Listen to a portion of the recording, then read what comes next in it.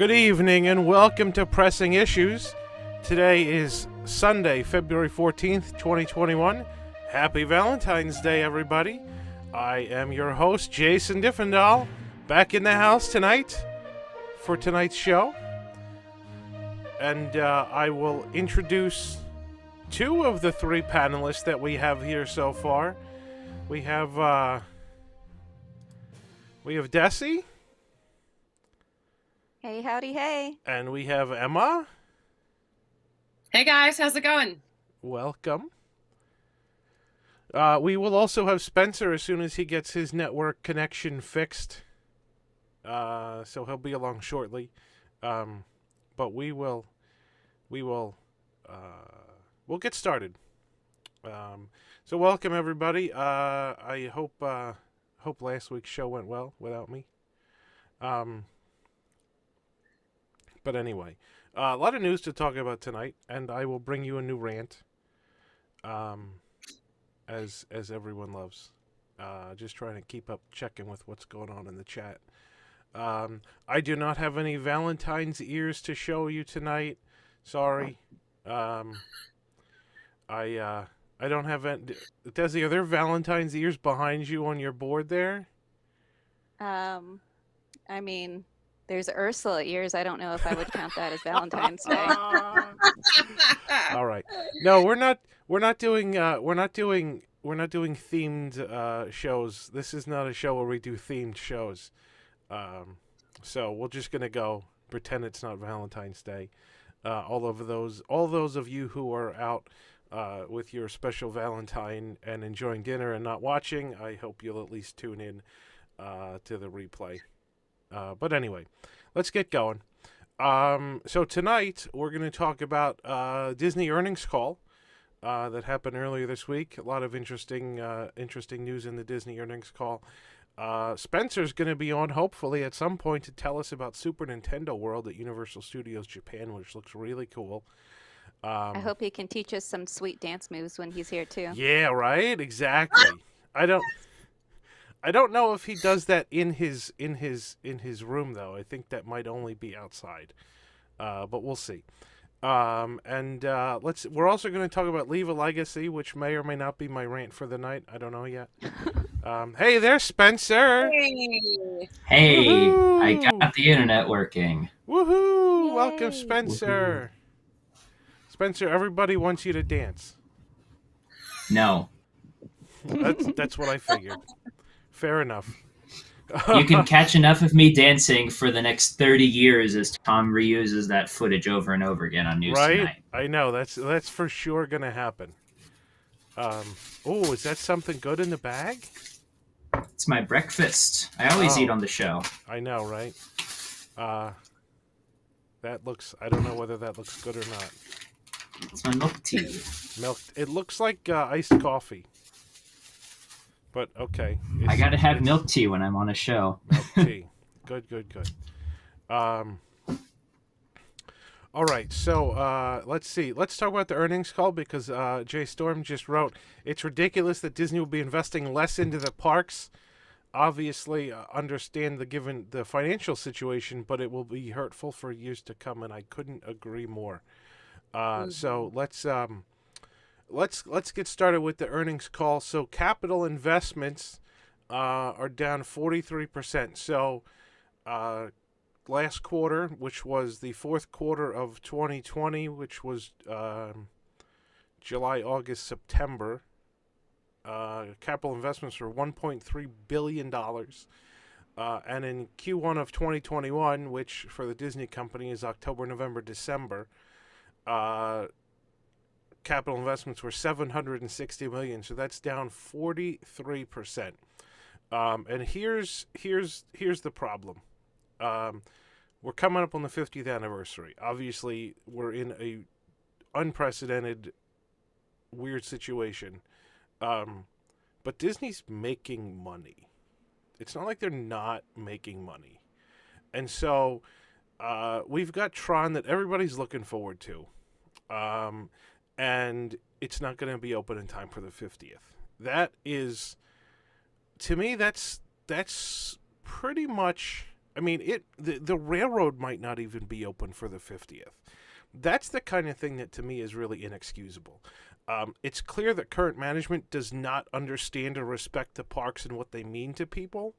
The 50th is an enormous anniversary, and the Disneyland 50th anniversary back in 2005 was pretty much pull out all the stops celebration. And, you know, there was stuff going on for the whole year at Disneyland. It was great. I was there. There was a load of new things happening at Disneyland. And now we're Disney World's 50th. This is the flagship resort of the company. Granted, it's not the first, but it's the flagship. It's the biggest. And they're not even going to have Tron open, this new ride that we were promised for the 50th. They may not have the railroad open, which is to me inexcusable. And it's just because they're cheap. I mean, Tron is going to cost money to finish one way or the other. And you have enough cash, just do it. Like, I don't understand. It's not like you're going to abandon it like Lakeside. The Reflections, a Lakeside Lodge, which is probably done for at this point for at least a decade, I would guess. I mean, Tron is mostly built. You just have to finish it. And you're going to finish it sometime. So the fact that you're not going to do it for the 50th anniversary of Walt Disney World is kind of a slap in the face to everybody who's ever worked on the Florida parks. There's just no respect there from management, and that's what irritates me. Well, it's surprising because in normal years, the parks bring in so much revenue. And I feel like there's different aspects in management that some are, let's bring people into the parks because we want the money. And then there's other people who are, let's discourage people going to the parks as much as possible because we don't want the bad PR if somebody gets COVID. I mean, so there's that. That's very true. I think certainly the social distancing and all the policies and procedures that are in place have proven themselves quite effective. And as vaccinations ramp up, you know, it looks like I've heard numbers tossed around that, you know, 70% of the people in America will be vaccinated by end of summer. Well, geez, end of summer dovetails very nicely with the 50th anniversary, and 70% vaccinated is about what you need to get herd immunity. So, hey, that means people are going to start traveling again right around September of this year, if all those numbers are correct. And a lot of people who haven't been to Walt Disney World in a couple of years because of COVID, who are going to be antsy to go, need nothing better than the 50th anniversary is an excuse to go. And so, I'm sure that they're on top of that, you've got another park in the Disney family that has proven you can open an attraction during COVID safely. Universal is doing it with Nintendo and Velocicoaster this summer. You can't just use, oh, well, we don't want to bring people here because of COVID as an excuse. There are already parks in and out of the Disney family that have proven it can be done right now safely. Remy could be open. Here's the other thing. It could. Is that Tron isn't the first of its kind, right? Like, no. even with Galaxy's Edge at Studios was not the first of its kind. It was open in California, right? So yeah, everybody came and was excited to ride. But the real hardcore nut jobs already went to California and rode the attractions out there. But the nut jobs probably haven't been to Shanghai as much. No, I think the nut jobs have, right? Like the nut jobs have. But at the same time, speaking for Tron yourself. isn't. Yes, right, exactly. Tron isn't the kind of thing that is going to draw people. I mean, Galaxy's Edge wasn't the kind of thing to draw people that they thought it was going to be, but Tron is way less than that. In terms of being able to attract people to come who otherwise wouldn't come. But it's the best they have right now, because Mission Breakout still has, what, another year on it, probably? Mission Breakout will open as soon as California Adventure opens. Oh, excuse me. Cosmic Rewind. Stupid Guardians run. Oh. Okay, Yes.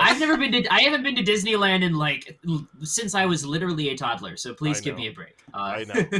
I know, Spencer. It's Cosmic okay. Rewind probably Yeah. has another year on it. Cosmic Rewind and Ratatouille's gonna suck. We all know that. So it's like, yeah, I know. Tron is a big Tron deal. is the best that they've got to bring people. Sure.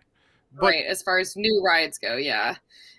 I think it just kind of makes me sad that, like, at this point they're relying on Epcot, whatever they, again, like Ratatouille and, I mean, like Cosmic Rewind won't even be done in time. And it's still going to be Walcott, for crying out loud, at the time of the 50th. Yeah. So they don't even have, like, one single park completely taken care of for this huge anniversary. Like, it just boggles my mind that they're... That's not true. That's not Animal Kingdom. Animal Kingdom. Okay. Animal Kingdom, sure. But I just mean the new stuff that's supposed to be coming, that's all. And Animal Kingdom isn't going to have Primeval World, so that's still not even, 100% there in my book. But in fairness, Hollywood Studios, we may not like what's happening with Hollywood Studios, but it's not full of incomplete projects. Runaway Railway is open. Galaxy's Edge is open. It's just not a good park. But it's taken care of as best as it can be, I guess. Well, the problem is that Hollywood Studios doesn't have the capacity for the number of people that are going to go there, right? So here's the thing. Everybody that's going to come to Walt Disney World for the 50th, all of those people who haven't been to Hollywood Studios since Galaxy's Edge opened are going to go there. And that park is going to be mobbed every single day. And it just doesn't have the capacity. It doesn't have enough attractions to handle the crowds. I mean, so they reopened Voyage of the Little Mermaid. They still don't have the capacity to handle the crowds. Epic Stunt Spectacular is gonna factor into that pretty big. That auditorium is huge. It is. Yeah, but I don't know that that's going to be able to handle. There's going to be plenty of people who haven't been to Toy Story Land or Galaxy's Edge or especially Runaway Railway. Right. And you're right, but I think that people are still going to see Hollywood Studios as a half-day park unless they have to stick around until 9 p.m. for their Rise boarding group. That's the thing.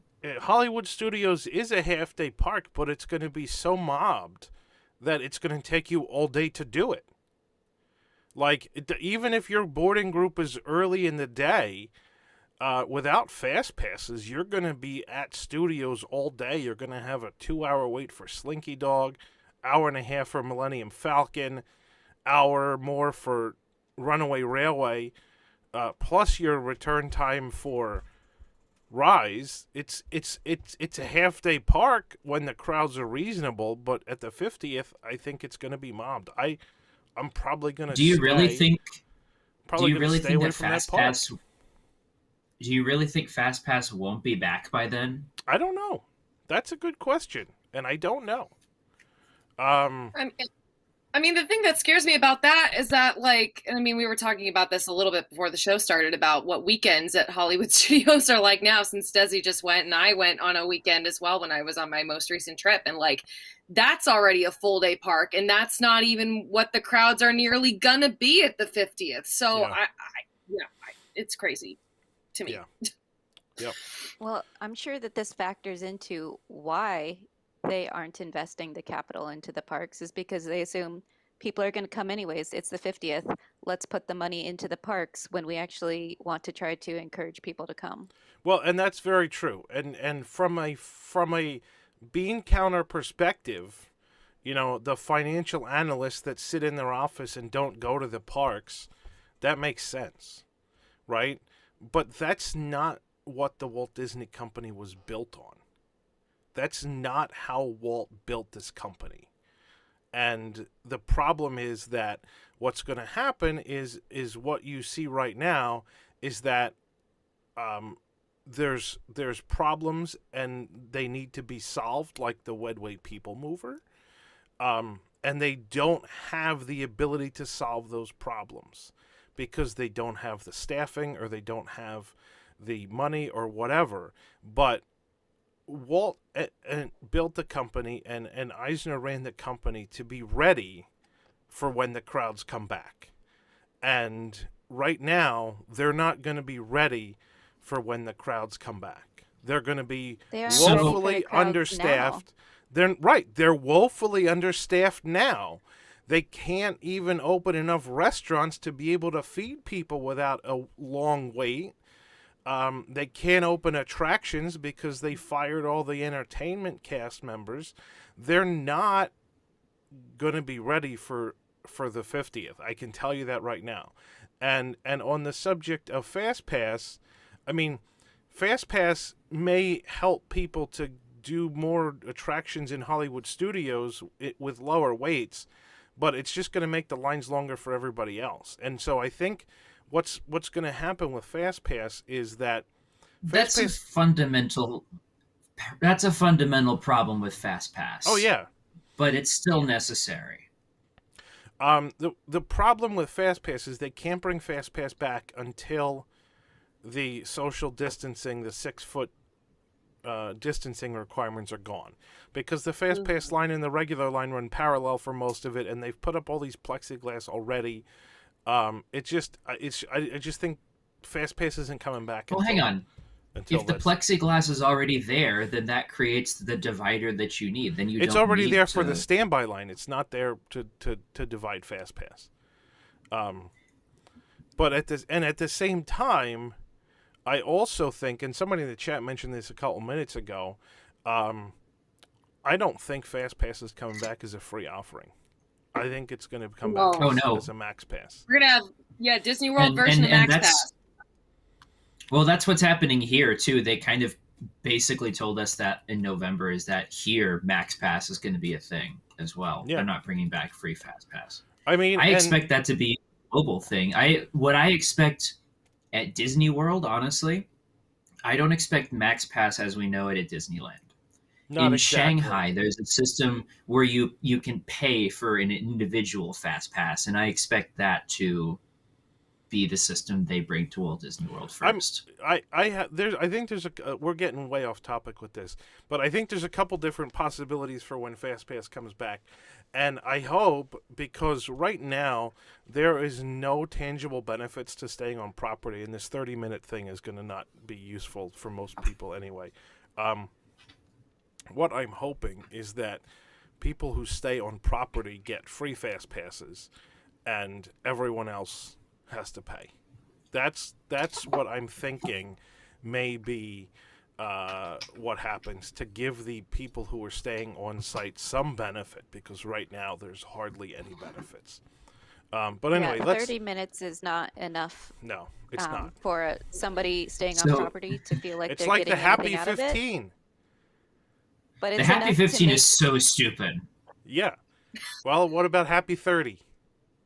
The 30 minutes still stupid, but just basically hurts all of the annual pass holders who are used to being able to get up in the morning and go during rope drop and leave. Yeah.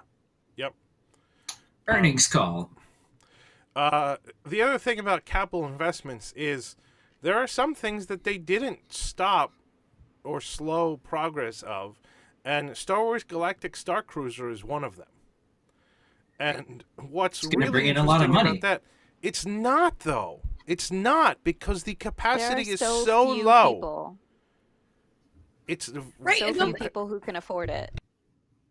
It's designed to be low capacity so that they don't have all these empty rooms. There's going to be plenty of rich people who are going to want to throw their money at this, or fans who are going to save their money for once in a lifetime experience. There is. The problem is that there's so few rooms in that hotel that you can make more money by selling Pop Century for $90 a night than you can by Galactic Star Cruiser. So if they want to make more money, they just need to open All Stars or Port Orleans and sell it at $90 a night, and they'll make money hand over fist from people who want to stay on property. And Galactic Star Cruiser is going to be a drop in the bucket because the capacity of the hotel is so very small.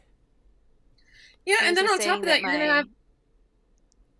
Oh, I was just going to say, there's a saying that my dad likes to say that it's easier to get $1 out of 1 million people than it is to get $1 million out of one person. Yeah. So I mean, I think there's going to be people that come to Galactic Star Cruiser. I bet the occupancy is going to be 100%, but 100% of like 100 rooms is still just 100 rooms. It's not 3,700 like at the All Stars. So right, and isn't that sucker going to take a lot of cast members to run too, with between the entertainment people that they're going to have all those interactive elements and everything, like so that way you have. It's adorable that you think they're actually going to pay for the interactive entertainment elements. Yeah, all that probably will just break, and then you won't get it. So, I mean, I think if there's a reason why you want to stay at Galactic Star Cruiser during like its first week of operation, it has nothing to do with the fact that you want to be the first person there. It's because only those people will actually see everything working. After the first week or two, things are going to break, and they're not going to get fixed. So that's why. And that's why I'm sad I haven't been on Rise of the Resistance yet, because I know half of it's going to be broken. It's way too late for that. It's way too late for that. But anyway, so the Disney Parks division lost $119 million, but that's actually a very small amount because much of the Parks division was propped up by consumer products, and so there was a huge parks experiences and products revenue, but the parks were kind of covered by that. So in terms of the park segment, I mean, I'm glad the parks have been the cash cow of the company for so long, and they've propped up the movie division and everything else for so long. And now that the parks are losing money because they can't open, it would kind of be fair to think that, well, hey, maybe like they should take money from Disney Plus that's making money and give it to the parks. But no, they're just cutting parks projects now instead. But yet when the movies lost money, they didn't cut movie projects. They just took money from the parks.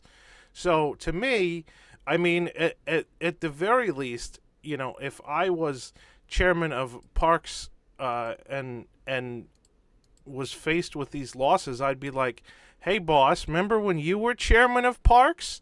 You had a lot of money. They took it from you when movies flopped, right? Well, how about now that the parks aren't making money, you give some of that back? And your boss was the chairman of parks before you were, so, but that's not the way the company works, unfortunately. So yeah, I mean, obviously the parks, Disneyland still being closed is tremendous loss for the parks. I mean, the loss, if you factor out consumer products, was like $2.6 billion for the parks operations. Cruise line is a huge amount of that. Cruise line actually really is the cash cow, more so than the parks at this point. And Cruise Line has been shut down, and who knows when that's going to reopen. So that's a huge loss too. And on top of that, you've got half of your resorts are closed. Yeah. Disneyland, Paris, and Hong Kong are closed. Yeah, I mean none of those make any money. So that's Disneyland makes money. Disneyland does. You said Paris and Hong Kong. I said Disneyland, Paris, and Hong Kong. Okay. Oh, I thought you said Disneyland Paris and Hong Kong. But anyway, no. Yes, Paris and Hong Kong don't make any money. But here's the bright side, or what people apparently think is the bright side of the earnings call, was that Disney Plus now has 95 million subscribers. And I've been saying this for a long time. The average revenue per user for Disney Plus has dropped by more than a quarter, 28%. So when Disney Plus launched, its average revenue per user was $5.56. And then all of Verizon people got free, and now all of Hotstar gets it free. And there's all these, they gave away Disney Plus to everybody just to get their subscriber numbers bumped up. And we're selling it for like pennies. And now, oh geez, the average revenue per user has dropped because all these people are getting it for free. So Average revenue now for Disney Plus is down to something like $4 or so, down from $5.56. And so that's a huge drop. Disney Plus is increasing its price to make up for that drop. And all that means is when all these people who got it for free now have to pay, and they have to pay more to make up for them getting it for free, they're not going to continue the subscription. And so, Disney says that they expect Disney Plus to reach 230 to 260 million subscribers in the next 3 years. I think that's lofty. I think that's lofty, too. Yeah. Absolutely. It is. It'll be high. There is no denying that it could Disney probably Plus hit 200 million.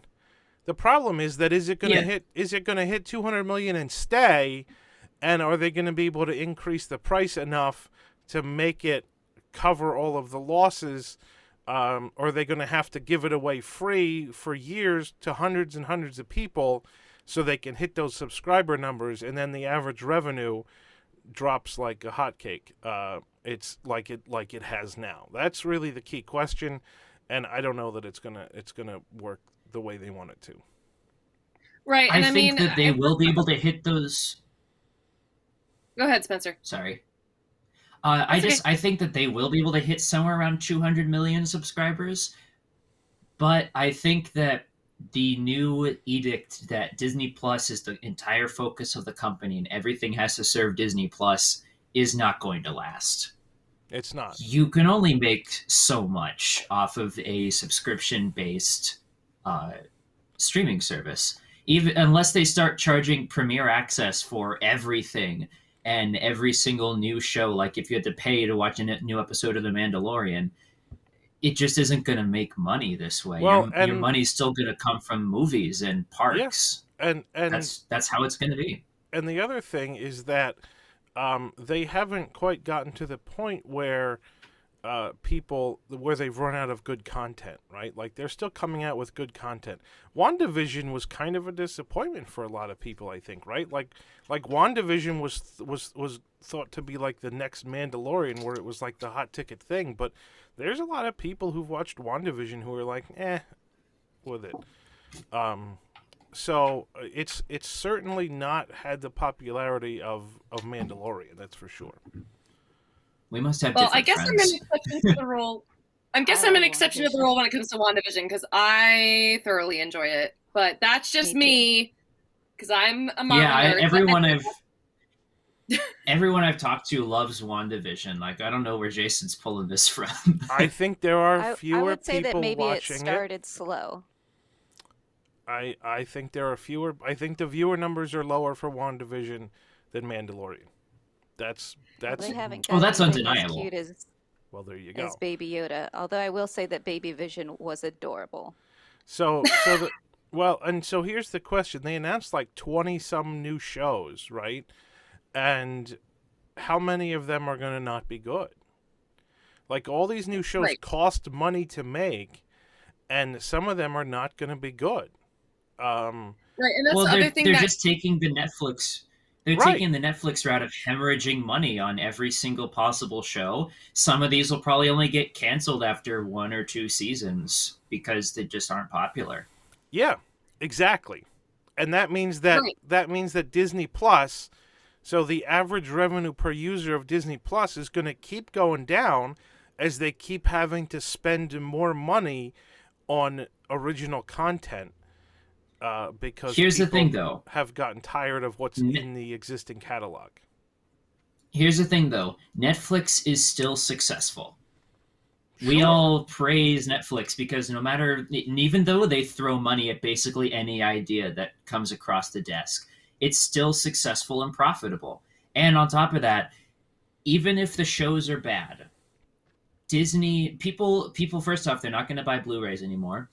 And people still want to watch those classic old Disney movies and Pixar movies. Those never are going to go away. No, that's what's going to keep people subscribed to Disney Plus, even if the new shows suck. But they're not going to be willing to pay the prices, is my point, right? If the new shows are good, then people will be willing to pay when the price goes up. But if the new shows aren't that good... I don't know. There's a lot of people who parent their kids by throwing them in front of a movie on the TV. And if they have to pay $15 what Netflix is $14.99 now, isn't it? Yeah. If they have to pay the same price for Disney movies, I think they'll be willing to cough up $15 a month to put on Monsters Inc. or Cinderella or whatever on the TV whenever they want. That's fine, and that lasts from for those kinds of kids.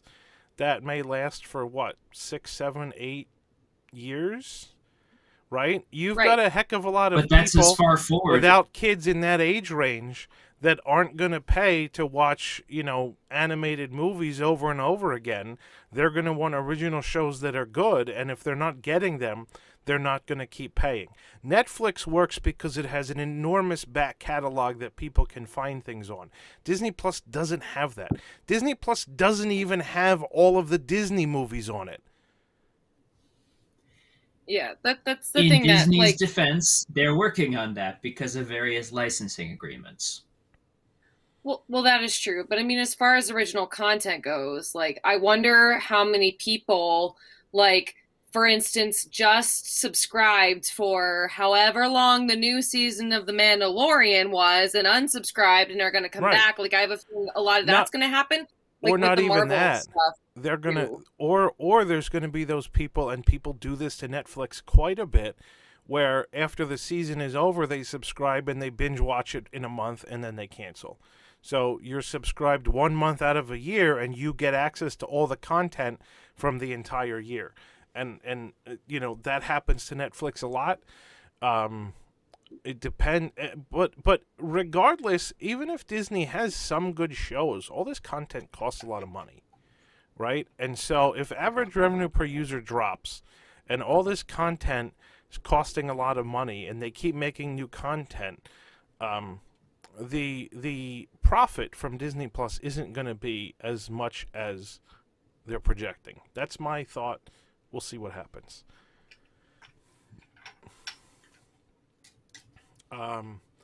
So let's see. We talked about capital investment. We talked about that was mostly everything in the earnings call, I think, right? Seems like it. Yeah, I mean, I just really quickly, this isn't entirely about Disney per se, but even here, going back to capital investment, here they're still spending $2 billion, I think, on Fantasy Springs, and the project is still done, and it's still going to get done on time, even a little early, maybe. It kind of looks like they're going faster than they should be. Yep. And OLC turned, I think, 1% profit in October to December 2020. Here's the thing. If Disney Parks were their own company, and they took all of the revenue that they made in the past 10 years, they would have an enormous amount of cash to be able to complete whatever projects they wanted. And that's exactly what OLC is doing.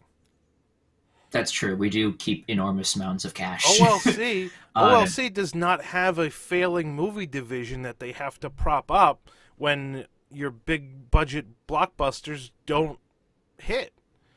And so it's a double-edged sword, because we saw this last year when the theme parks are their only business and they were closed for the entire quarter. Sure. They lost over $1 billion in 3 months. Right, yes. But they had that money. They had that in the bank, right? Like, they lost, when you say they lost $1 billion, what that actually means is that they paid cast members wages during the time they were closed, so they didn't have to lay them off. And they didn't have any revenue coming in to offset the wages. That's what that means. That's why a company would stockpile cash during the good times so that it can weather through the bad times. And OLC did exactly what I would expect them to do in a pandemic when the parks are closed. And so they lost $1 billion. Traded? No, it's not. They are. Is it?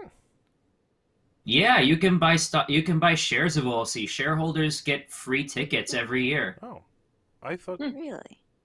I didn't know Because that. I thought that's It's a how they could get Japanese away thing. with doing those things, is Well, because they weren't no. beholden to shareholders. Well, I think Japanese They are shareholders are beholden to the different. shareholders. Well, also, and I'll tell you this too, even right now, when the parks are limited to 5,000 guests a day and they're losing more money now than they would be if they were closed, the share price is still going up. Because the company's doing they've what gained. the company's doing what people want them to do, right? Not the shareholders. The shareholders don't want them to lose money, but the company image is being maintained. They're not laying people off. They're not putting 28,000 workers out in the streets. They're doing what a responsible company should do in a time of crisis. And if the parks in the U.S. were their own company and they would have invested or saved billions and billions of dollars during the past 10 years, they would have had in such a pile of cash, they could have probably paid cast members for like 2 years if the parks were closed that long, and they would have been able to complete these capital projects and have things open for the 50th anniversary. But the problem is, when the parks were making a lot of money, the Disney company took that money and propped up failing projects in other areas. And now, when the parks don't have that cash, they have to lay off 30,000 people, and they can't open everything because they can't make enough money with the limited capacity that they're at. So OLC is being run like we would want the Walt Disney Company to run its parks. The problem is that OLC's doing it and the Walt Disney Company's not. And I think that's because the Japanese shareholders have an idea of the right way to run a company, and there aren't massive institutional investors in Japan that own 90% of the shares. But that even if there are, they still want the company to run itself the right way. It's not all about the bottom line. I guess USJ is doing the same thing that OLC is doing. I think right now they're kind of just playing don't panic the investors when it comes to keeping the parks open, even when it's hideously unprofitable to do so. Because the parks, if the parks were their own company, I think they would do the same thing here because they don't have other divisions to rely on. So this is you're looking here at the good side and the bad side of diversification. Okay. That's what it is. All right. Being a diversified company versus being a company that has, a very narrow offering and ends up being shut down. So this tangent lasted way longer than I thought it would be. I'm sorry. That's all right. No, that's fine. But everybody complains when the Disney company laid off 28,000 people, and they said, look, OLC doesn't lay off their people. They pay them while the parks are closed. Wouldn't you like your company to run that way? Well, the Japanese people say, yes, we would, and the big institutional investors in the U.S. say, no, that costs too much. That's the difference. That's what it is. Well, it's actually surprising because ESG is a big trend now in companies and doing the right thing for, the environment, for their employees, all of that. And I'm surprised that Disney isn't making a bigger push. So that's really interesting. And I think part of the problem with that is that honestly, people are dumb, right? And so Disney had the right idea. They said, we're going to get rid of plastic single-use bags, and we're going to make you buy these reusable shopping bags, or else you don't get a bag, right? And first people were dumb, and they're like, well, I don't want to pay for the bag. I'll just take it without a bag, right? And then everyone was walking out of the stores with piles of merchandise, and no one could figure out whether they bought it or not. And so back came the plastic shopping bags, right? Then they said, well, we're going to not give out lids on the plastic cups because the lids are bad for the environment, right? But the cups are okay. The cups are okay. Hey, the straws are okay apparently too, right? It's the lids that are the problem. No, it's all the problem. But yet, Disney wouldn't go to this point where Universal has gone, where Universal Orlando has refillable mugs. Disney won't go there. Why? Because it costs too much money. They make so much money on sodas. I'm actually surprised by that too. They've got the refillable mug system at the hotels still, don't they? And you know why it works there? And it works there because no one stays at their hotel. They go to the parks. And you can't use the mug at the parks. So you pay $4 and some cents for a soda at the parks because you're not willing to go back to your hotel to refill the free mug. And so you get, that free mug costs you $20-some, and you get maybe 2 refills a day if you're lucky. You could, if you take the whole family to the quick service for dinner, you can probably get like 3 or 4 refills. But Disney knows what they're doing, and that system works, and it works great at the hotels because it makes them a lot of money. The reason they don't roll it out in the parks is because it would cost them too much money. There is a solution. If they charge, say, $25 for a refillable mug, a regular soda in the parks costs what, $4 or $5, something like that? $4.50, yeah. So you give the people with that mug, instead of making it free refill, you get a discounted refill. You get your soda for $2.50. But then the problem is you still profit. The reason why it works at Universal is because you can use Coke Freestyle machines, and there's no labor involved in refilling your soda. You do it yourself. Touch your magic band. Pay for it. I mean, that would work, except now people don't have magic bands. People they're taking stop away giving out free magic bands, right? And so now you don't get free magic bands. You can't count on people having magic bands anymore. Annual pass holders never could pay with their magic band anyway. They never figured out how to actually let annual pass holders pay with their magic band. How many years has it been? And they haven't figured that out. Nope. You have to be staying on property. I can pay for things with my phone through the My Disney Experience app when I mobile order, but I can't pay with my magic band. Not with your magic band. Nope.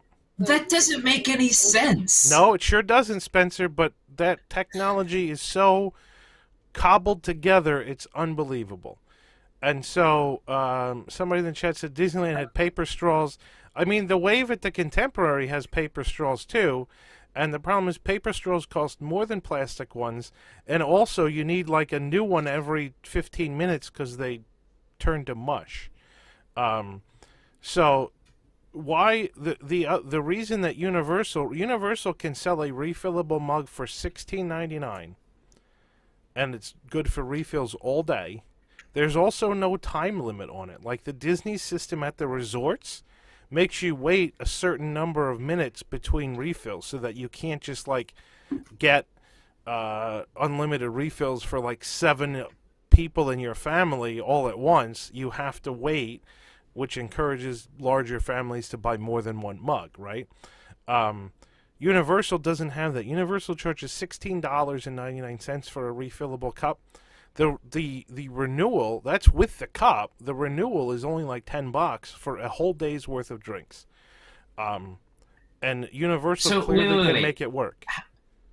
How does Universal's system tell that your mug is expired if it's just a Freestyle machine? It's RFID in the Freestyle machine. It's RFID. So they activate your mug with an RFID reader at the register, and then it's good all day.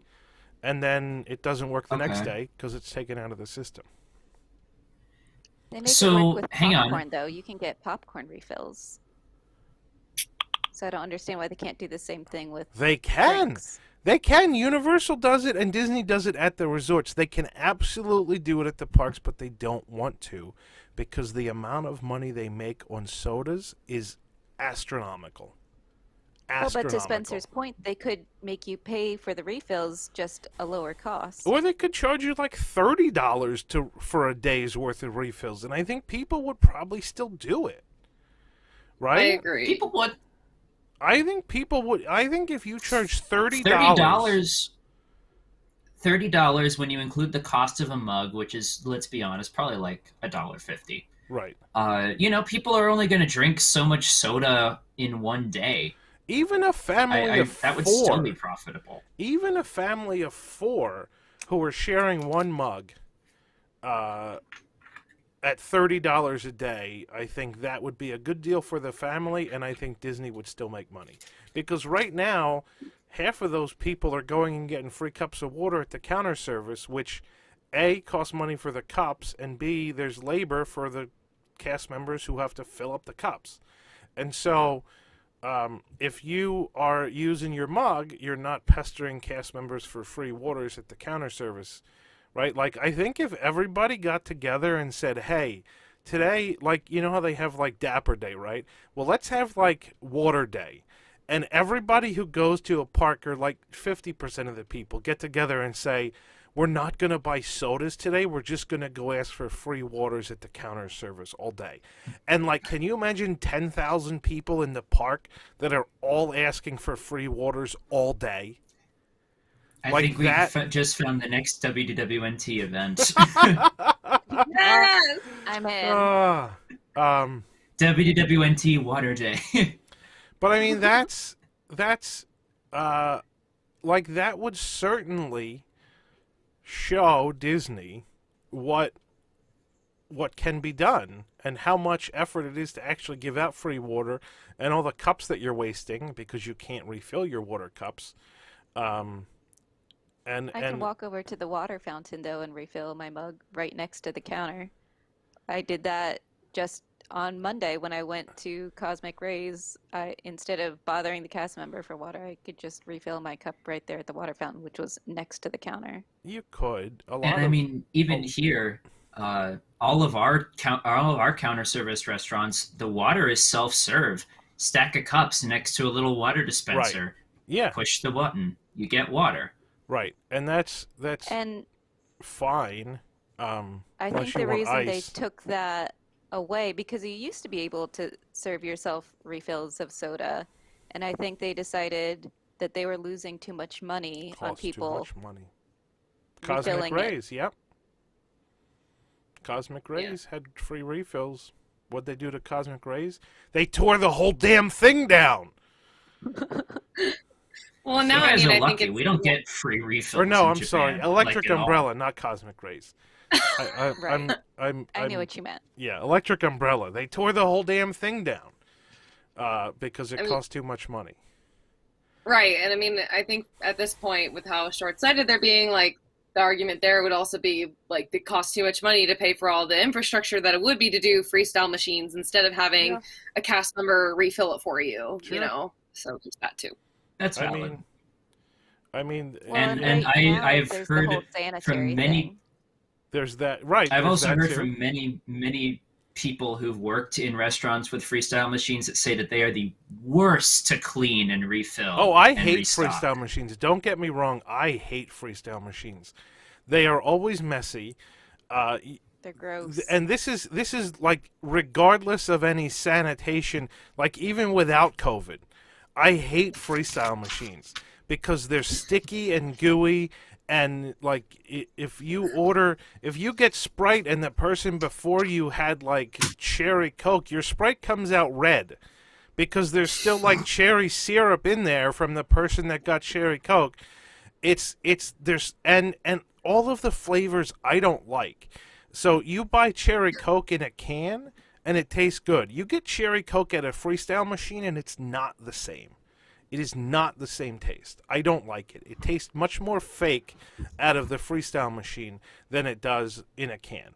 And so I hate them. But at Universal, it's a really good deal, and so I'll get it. And I like that Universal has the cool annual pass holder mugs. I can't wait to go down next week and get the new AP freestyle mug. I really wish that they would bring those machines here. The best they do here is you can go to a counter service restaurant and get a little wristband for the day for $15 and just keep getting free refills. I want freestyle machines at USJ. I mean, but the other thing about freestyle machine is that or the other thing about Universal, that you don't have to use the Freestyle machines, right? So you can go to a lot of places that have the RFID scanners, and they'll fill your cup for you if they don't have a Freestyle machine. And also, you can get ices. Oh. Yes. Yeah, if you find Really? a store that has an icy machine, you can get ices in your Freestyle cup for free when it's activated. Absolutely. It's the best. And at Volcano, when we went to Volcano Bay, we specifically found a spot to put our stuff on a chair that was right near the icy stand. Oh, and man. It was the best. That's so the move. That's the move right there. So I'm going to be coming to Orlando, and we are all going to go to Volcano Bay Spencer, I'll and take you sit there. near the icy machine. It's my favorite part. I've never been. You might be enticing me to go. I've never even been to. Anybody that I've wants never even to go been to Volcano Universal Bay. outside of Japan, so I kind of want to see what it's like in Florida just in general. I'll take all of you to Volcano Bay because it's just that good. It's just that good. Anyway, we have gone astronomically off topic. So Steve in the chat says 20 plus minutes on soda. No wonder all of America has diabetes. Absolutely, yes, that's absolutely right. But freestyle machines, freestyle machines also have like flavored seltzer, and they have iced tea, and they have diet drinks. So it's not all bad. It's just mostly bad. But let's talk about. I would argue diet drinks are worse. Well, okay, so you can have iced tea. I like iced tea a lot. I drink a lot of iced tea. Soda for me gets too sweet after a while. But anyway, yes. I wish Volcano Bay was open next week because I would probably just go. But it's not open until the end of February. Is it hot enough in Florida for that? It's February. I don't care. It was 81 today. I would go. Never mind. So nice. It's I mean, it's it like was 52 degrees out, so I'm sad. Last time I was down, it was like 40 degrees, and I was still going to go. We were at Wilderness Lodge. I wanted to go in the pool at Wilderness Lodge because I hadn't been in it in like 15 years. But it was 40 degrees, and Tom yelled at me, and he's like, Let me play you a song on the world's smallest violin. Actually, it was like, Tom said, let's go watch Electrical Water Pageant instead, and that really is what swayed me. But anyway, all right. So let's talk about something else. What else is on the list? Oh, Leave a Legacy. Let's talk about Leave a Legacy. Because I've gone on several small rants so far about a couple of things. I haven't gone on a big one yet, and I don't know if this is going to be the big one or not. But settle in. So when I signed up for Leave a Legacy, you know, they promised to put your picture on this metal thing, and everybody wants me to tell them about my picture. It's there. You can look me up. It's on panel 5. Pictures, actually. Yeah, Spencer has. I'm with Jason. Spencer has 3 pictures, and they all say Mustafa underneath it for some reason. I don't know why.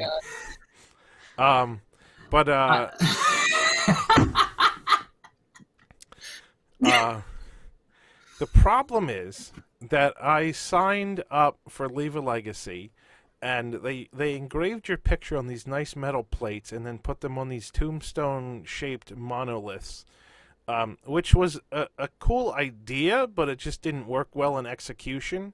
But I knew where my picture was, and I would go visit it all the time because I was West 4D337, and I would go visit it every time I went to Epcot, and it was cool.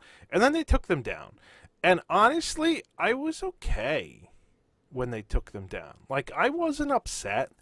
I wasn't like mad. I kind of felt like it only cost $35. I kind of felt like I got my $35 worth. Right? Like, it was like 16, 17 years. Unless you bought it at the tail end, and then it was like 10. But I felt like I got my $35 worth. I was happy. Right?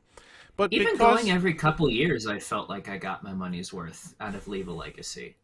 But because they put in the contract that it had to stay up for 20 years, and that had to be 20 years from the last time they sold it, which because no one bought them, they drug out the sales for 7 years, even though it was a millennium thing and they probably should have all sold them in the first year and a half. They have to keep them until 2027. And so, but I was okay with him taking it out. Like, I wasn't mad. I wasn't, if there was a class action lawsuit, I wasn't going to join it because I felt like, for 17 years, I got my money's worth. Fine. It's like $2 a year, right? Like, that's pretty reasonable.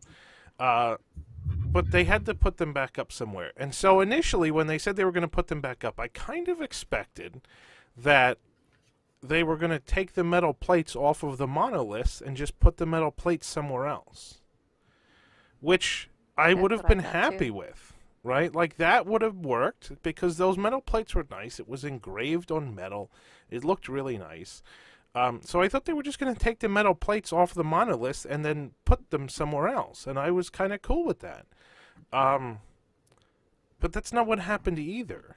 So instead, they made these giant plastic panels, and they printed the pictures on these plastic panels, and they jammed so many of them on there that the highest one is like 9 feet high, so you can't actually see it if you're at the very top. Luckily, I'm in row like 50-something, so mine is at least at a reasonable height. But the other problem is that now they have these like colored designs all over the place, right? And I was so worried. Like, I was like, I just hope my picture's not on like the piss yellow color. Like, that's what I was worried about. You wind up looking like David Bowie because you've got a design going through your face. Or that, face. right? That would have been okay even. Like, I would have been all right with that.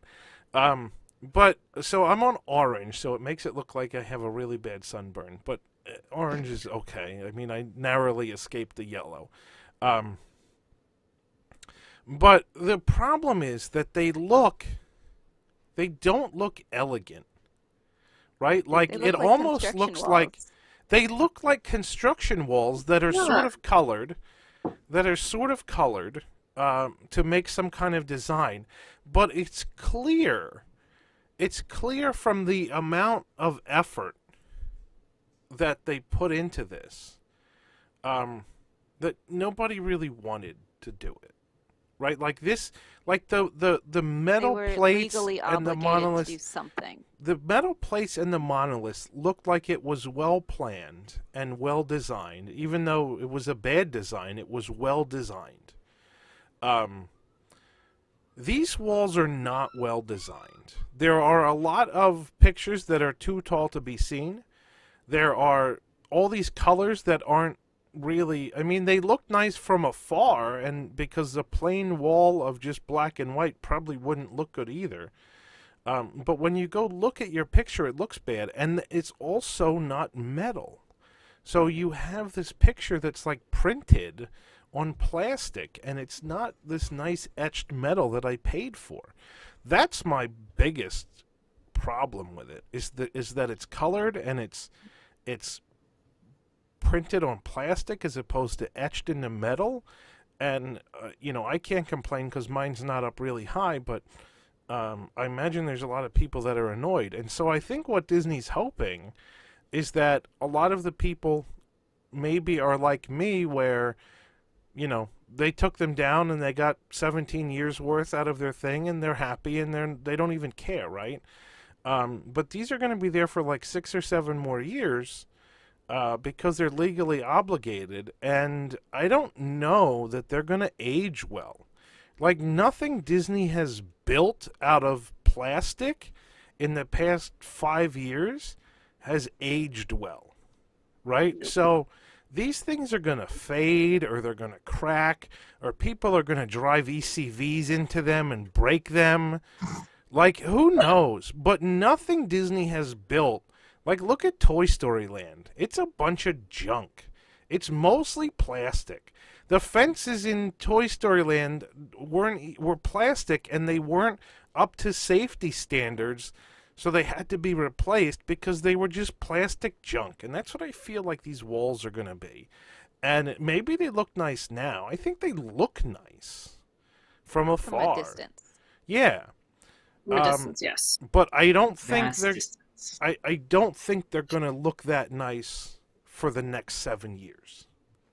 Is that how much No, longer So- they're contractually obligated to leave them up? I think so because they sold it. The last one they sold was in 2007, so 20 years would be 2027. So that's my guess. Is it's 2027. So, I'm not familiar with how the entrance to Epcot is laid out, but I'm not sure why they couldn't just dig up the monoliths and put them somewhere else. Oh, because they're too heavy. They would break.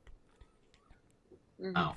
They would break. I wish they could have done this. I don't know if they could have done this. Taken the metal parts. Right. That's what I thought they were going to do was just take the metal plates. Weren't the Right, metal but if plates they were- kind of glued on to the They were like monoliths? riveted on, but they could have gotten them off. Right. If they were going to do something printed, what I would have liked to have seen them do, and I mean, I don't know if they had the photos, like the actual copies of the photos, so I don't know if this would have been possible. They but must have if they because they did- printed new ones.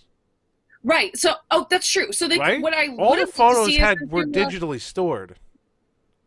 Okay, gotcha. That would make sense because I wish they would have done like a photo mosaic almost instead, so you could actually see people's faces and like kind of, and still maybe do like a mural in a way, whether it's that new Epcot color scheme or if maybe it's like the original skyline of Epcot or something, and you have some of the original attractions and stuff in there, and the original pavilions, and then you have, this lovely photo mosaic thing of everyone who did leave a legacy. I mean, that probably would have taken too much work because, like, obviously this whole thing was rushed. But, I wish there was a little more thought if they were at least going to go cheap and print it on something like plastic, that they would have been a little more thoughtful with the design. Here's the thing about Leave a Legacy, though, is that people who bought Leave a Legacy, a lot of the time they're going to want to find their Leave a Legacy. And if they had just thrown them all into a mural, that would be basically impossible. No. Well, I mean, it's impossible like now. it You is can't now. even see half of them. Well, no, but I mean, there's locator numbers. Oh, it's like a grid system. It's like Battleship, Spencer. Do you ever play Battleship? If works it was the a same huge way. mural and they're all just smushed together, it's It going to be still works the impossible to same way. read little tiny numbers and try and find it where works your the picture same is. way. Right, it still would work works the same way. Like, making a sports But reference right here. now, They did- they are spaced out, and you can tell on each panel where things are. If it was just all one giant mural smushed together, that would be impossible. Well, but I mean, that's also kind of the fun of it, is that your small picture is a part of a bigger one. And I mean, again, making a sports reference here, they did this with the Mario Lemieux Memorial over at, it's PPG Paints now, not Consol Energy Center. But they, and same thing, like actually my family has a picture in there when we were at one of the times that they recently won the Stanley Cup, and our pictures in there, like from 2000 something. Maybe it was 2009. I can't remember. But anyway, so it's kind of like that. And you would look up your picture where it is online, and you could still see it. I mean, you would have to look for it, but I don't see what that difference is.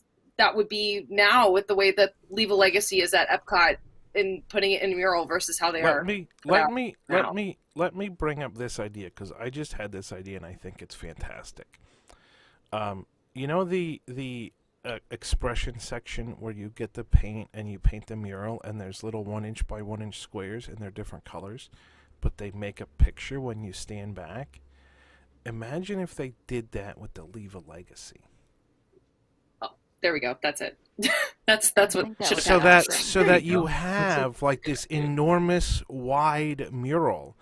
And I mean, obviously your picture would have to be colored to be like the right color, but you could they're colored now, right? Like you could absolutely do that.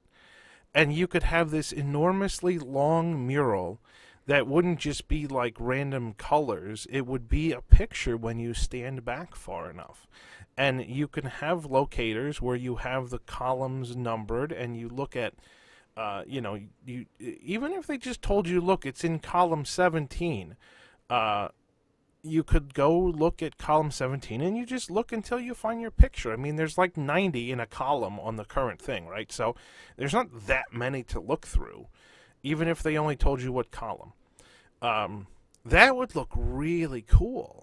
And some of those murals in the expression section are really nice murals. Like, I've painted them a bunch of times over the years. and they're really neat, and they do a really nice job to make a mural, and the squares are 1 inch by 1 inch. It's the perfect size, and so they could absolutely do that. But anyway, I love that idea. Let's make it happen. Next idea. Festival of the Arts. it's too late now. Festival of the Arts ends like next week, doesn't it? I'm not even going to get Excuse me, the taste of the Epcot International Festival of the Arts. Shut up, Spencer. I'm not even going to get there. I've been to that festival 3 times this year, and I'm not going to go back next week because I don't have time. And I'm going to Mardi Gras Universal instead. Yes, Mardi Gras. Yeah, because, hey, there's a food festival where they give you this pass, and annual pass holders get a really good deal, and it's actually, like, a reasonable value. Universal just is doing everything right. Like, people said... It frustrates me how... I'm going to build off of what you just said, even though I just interrupted you, and I'm sorry about that. It frustrates me how well Universal has weathered all this. And they're taking all these really obvious solutions that would not be difficult at all for Disney to implement. And even up against OLC, which is a completely different management team, it feels like Universal is doing everything perfectly, and it's really frustrating. Universal has studied Disney for a long, long time. And when Universal figured out how to do better than Disney, and then had an opportunity to do it by opening sooner, they realized that was their, like, golden opportunity. And they have done everything right since they reopened in June. They have done everything right repeatedly. They've kept their pass holders happy. They've given great deals. And they've come up with concepts like the Mardi Gras Food Festival. Obviously, it's a ripoff of an Epcot food festival. But they did it, and they did it well, and they made it fun, and they made it a good deal for pass holders, as opposed to screwing over the pass holders. And so I am not surprised at all that Universal is doing things so well. Because they've had plenty of time to study Disney, and then when the parks were closed, they're like, let's put this plan into action, and that's what they did. It's absolutely what they did. Why else? Think about, too, the Velocicoaster, right? Construction has been full steam ahead on that attraction, right? That attraction is going from nothing to complete in way less time than Tron Coaster is. And Disney is dropping the ball, and Universal's like, here's our chance to show them up. Here's going to be a great coaster, and we're going to build it and open it sooner than Disney, and all the people that are going to come for Disney's 50th anniversary are going to have to spend a day and come to Universal to ride the Velocicoaster. That's what they're thinking, and it's going to happen. Oh, absolutely. And Universal is doing everything right. And I think Jill just pointed this out. Jill just pointed this out in chat too. When Universal is doing all of these things, even if it is at a lesser standard than you would expect from Disney, you don't feel ripped off because you didn't overpay for it. Yep. Like Universal one-day ticket is the same cost as Disney, but an AP is what, half? Yep. Yes. Something like that. Here it's like a quarter of a TDR AP to get a USJ AP. I still feel like I've been getting better experiences at Universal than I have at Tokyo Disneyland this whole time. And from what I'm hearing from everyone in Orlando, it's the same way. They feel like they're having a much better experience, and they're keeping their APs happy, and they're continuing to not be held back by the situation, but they're adapting to it and trying to still provide the best experience possible in spite of the conditions, rather than just throwing up their hands and saying, well, we did the best we could. Let's just fire 28,000 people. Why not? So Spencer, when is the last time that Disney inspired you to dance? Brian in the chat said Universal inspired Spencer to dance. Disney has not done that.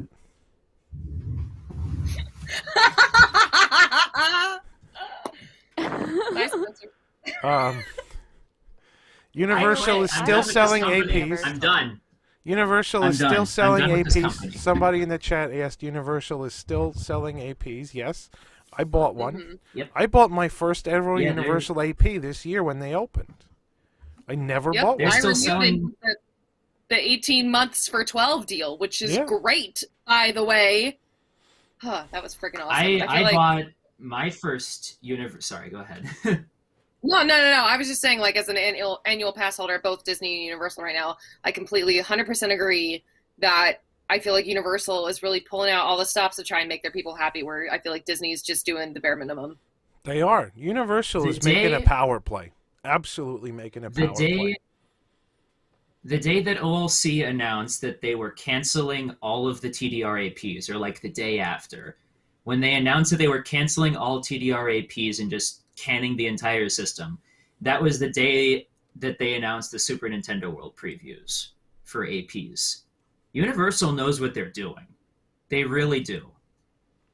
And Universal knows that right now, no matter where they are in the world, people want to come to their parks. People still want to go to Universal Orlando. They still are selling APs when Disney World isn't, even though they very well could be. Yep. There is one thing that I will say that Universal has disappointed me on in all the visits that I've been there since they reopened in June. Disney has disappointed me like 3 times a day. But Universal has disappointed me once. One thing they did disappoint me, and that was not keep Poseidon's Fury open. So the only thing I'm upset about. Disney has made me upset. Every time I go to Epcot, I'm upset. But Universal has done one, and I understand why they did it. Poseidon's Fury is like almost impossible to run with social distancing in place.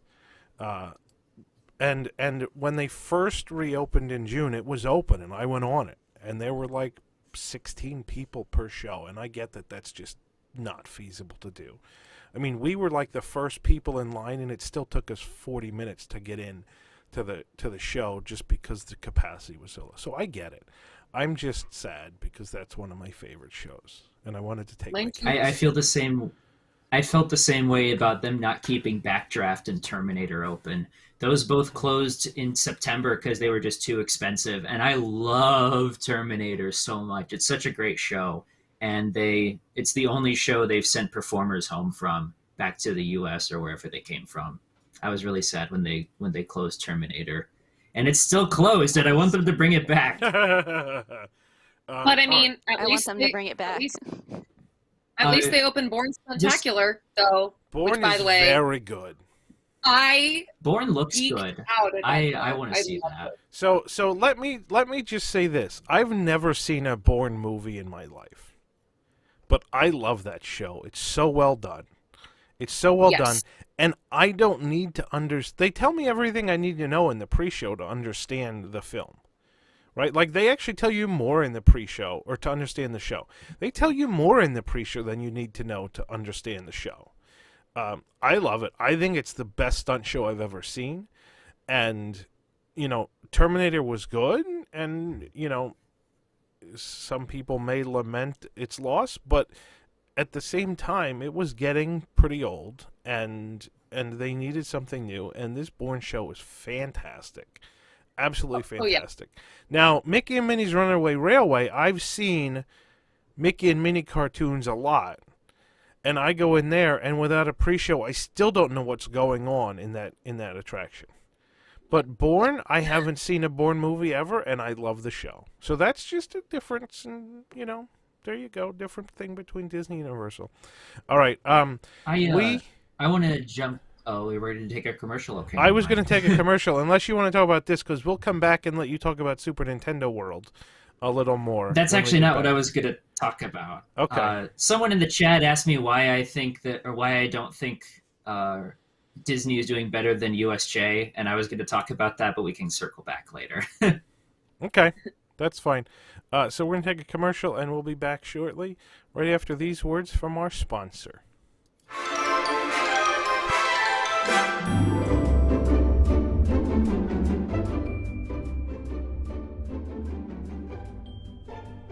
I can't believe all the 20 years of adventure in California merchandise coming from the carousel of products, like this limited edition of 200 collectible button, which wishes the park a happy birthday. Or you can write your own name on there. Do whatever you like. Only $4. We also have T-shirts because I hate wearing this thing. It's very hot in it under these lights. But you could be comfortable in these T-shirts. Yes, this one has a road map. It's upside down, but when you turn it this way, it has a road map of California on it with all your favorite landmarks from the past and the present, maybe even things you really hated, but it's kind of fun that they're here. And all of our tees have the Carousel of Products logo. This limited edition shirt, $20, like all of our T-shirts, including this one, which has the Sunwheel insignia on it with all these great landmarks from the park, as well as this beautiful and, well, sometimes bad skyline of things past and present from California. Again, only $20 from the Carousel of Products. We've also now added this $9 face mask to help you celebrate. We've extended the code SUNWHEEL, where you save 10% on all orders of $50 or more through the end of February. And away you go in 5, 4, 3, 2, 1 to carouselofproducts.com.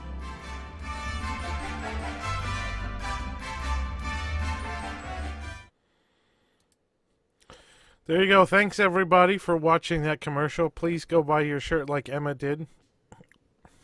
It's very comfortable. I bought it. Great. I bought a shirt, too, and I'm upset that international shipping still hasn't been added yet, so I had to send it through my parents. Oh, and it hasn't gotten here yet. Well, there's a loophole, though, so at least you're getting one. Yeah, it'll get there soon enough. But yes, so please go visit. That sale is still on. It will be on for another 2 weeks yet. Save 10% if you know the secret code SUNWHEEL. Save 10% on your $50 order. So yes, Carousel of Products sponsors every WDWNT show. I don't know why that is, but somehow they do. They must be flush in cash over there. We'll have to ask Rob about that one. Yeah, right. All right, so Spencer, I want to address this. Okay, go ahead. Address whatever you want to address. So Chief Leaf said, how can you say USJ is better than Tokyo Disneyland? It's not. But I'm focusing on the way they've handled COVID. Because, yes, it's undeniable that Disney Sea is a better park than USJ. That is very clear.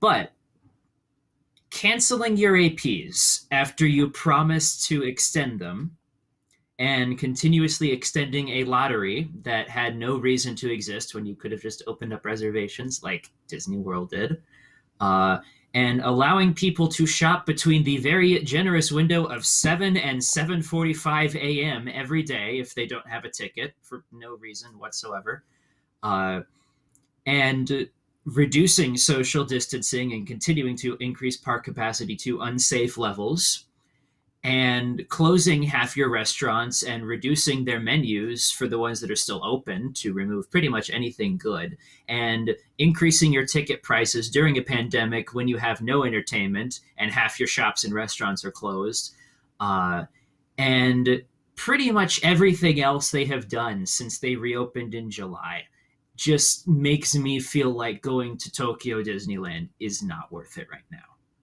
Every time I have gone to Osaka, whether I've been doing media or just going for whatever's new and covering Super Nintendo World or whatever, I have felt so much happier being at Universal for 2 or 3 days than I do just one day at Disney in Tokyo, because it just does not feel like Disney right now.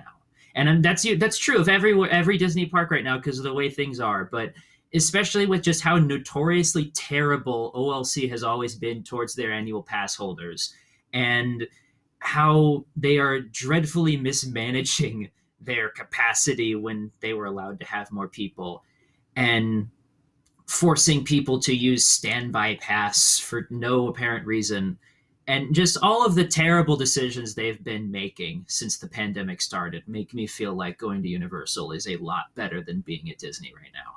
I don't look forward to going to, I have a Disney Sea ticket the day after my birthday. I'm not excited, honestly. I just want to go because I haven't been this year.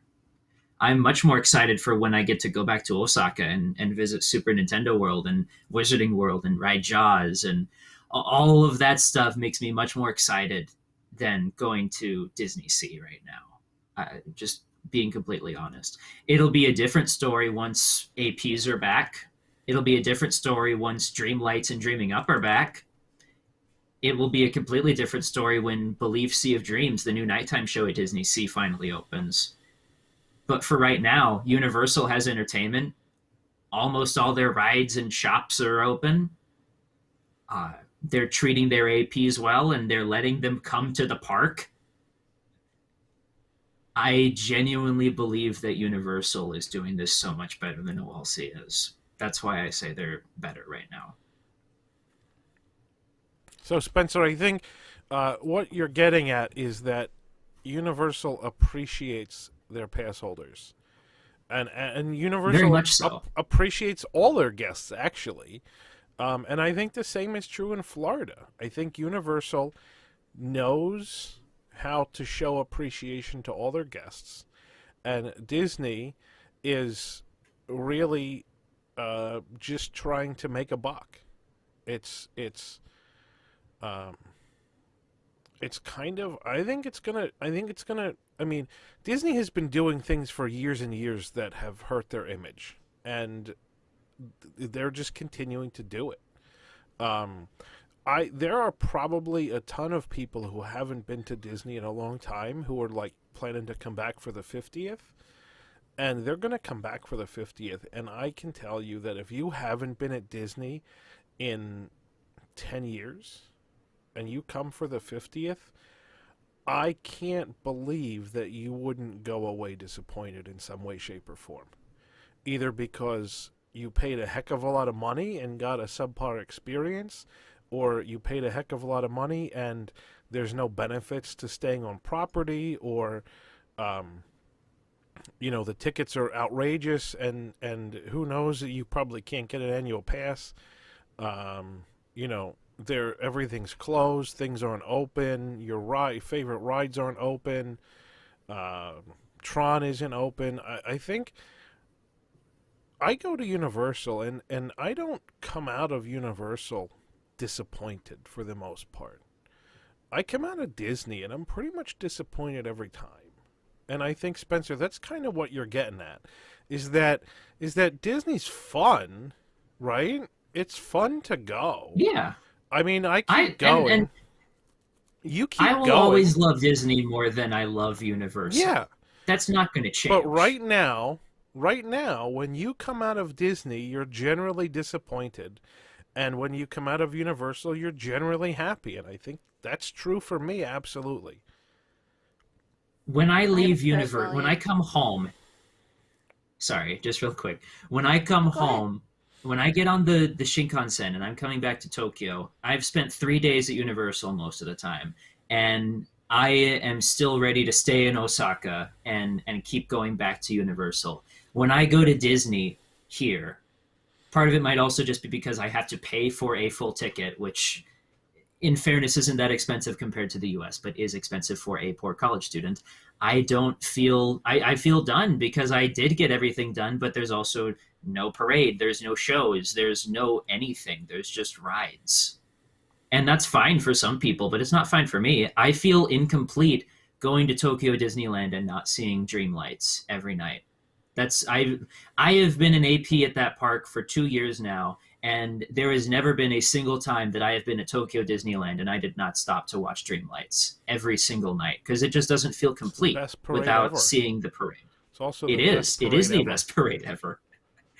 I genuinely feel disappointed because I can't go see the fantastic stage productions that we usually have. There's no parades. We have our sad little 5-minute fireworks show that is disappointing to literally everyone. We have to enter a lottery to ride the newest rides at all, which is the main reason most people are going. And I've talked to so many people who have gone to Disney since they reopened in July, and they said it really sucked because they lost the lottery to ride Beauty and the Beast, and that's the whole reason they wanted to go. Yeah. That's like not getting a boarding group at Hollywood Studios. Exactly. It is. It's a lottery at Hollywood Studios, and it's a lottery here, too.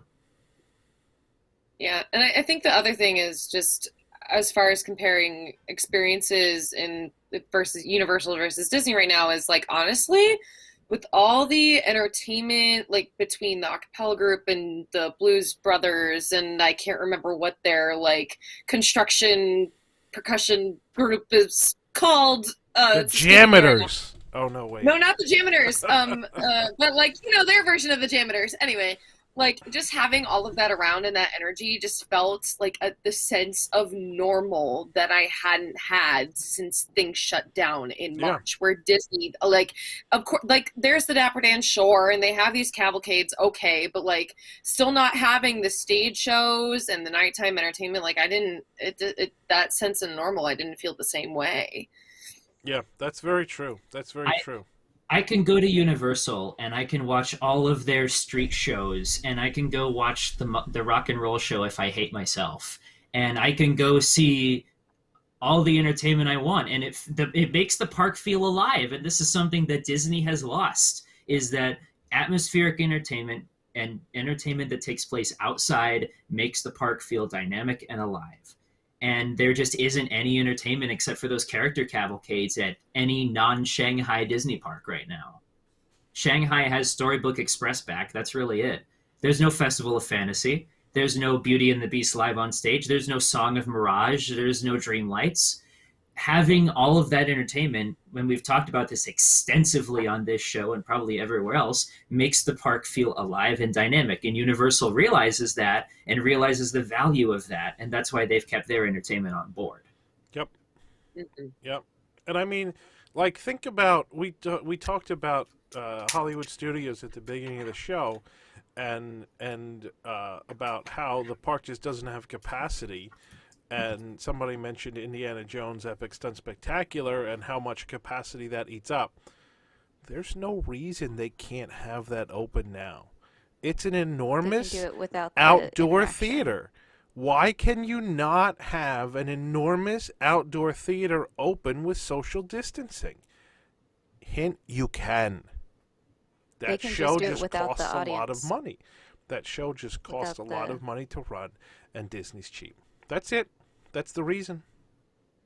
Right. I'm like, even like me being an actor myself, like, even if, like, I know Disney, for show integrity, they don't want their performers to wear masks. Even if I had to, like, a little bit of a risk and not wearing a mask, honestly, like, if I was unemployed for that long, I would be itching to come back no matter what it took. Like, even if I had to test every single day and not wear a mask while I was performing, that's what I would do. Like, I would just, hands down, that day I got called back, I would be like, yes, I'm going back to work. So I'm sure, like, it's not an issue of the cast members not wanting to do it either, and those performers not wanting to do it. It's just because money, as we say all the time. Yep. Well, with those costumes, and I know here at least get away with putting like a cloth around your face. Yeah, Indiana Jones, they probably could for a lot of people. And even here, performers, like when you see the Wand Masters or the Frog Choir or whatever coming through Hogsmeade, they have a mask and then they take it off when they get on stage, once they're appropriately distanced from everyone else. Yep. And also testing, and testing is so accessible in the United States that they could be testing cast members every day of these shows. Sure. They could be getting it done. Yep, they sure can. All right. Now I'm going to turn it over to Spencer to talk about Super Nintendo World. More Spencer time, yay. Everybody loves Spencer time. People in the chat are begging more Spencer time. But at the same, before we do that, please hit the like button and subscribe to the channel and all that jazz. Yeah. So Spencer, tell us all about Super Nintendo World. Well, you see, Nintendo is a game company. No, I'm kidding. At least I make myself laugh. So, Super Nintendo World. Let's talk about it. If you haven't seen the videos on Universal Parks News Today's YouTube channel, you should go watch them. I'm kind of gonna jump around a lot just because that's how my brain works. I have been going to Disney parks since basically I was born, as we all probably have. I have never been so amazed by not only the design, but the ability to cram so much into such a tiny space and make it feel dynamic and alive as I have been going to Super Nintendo World.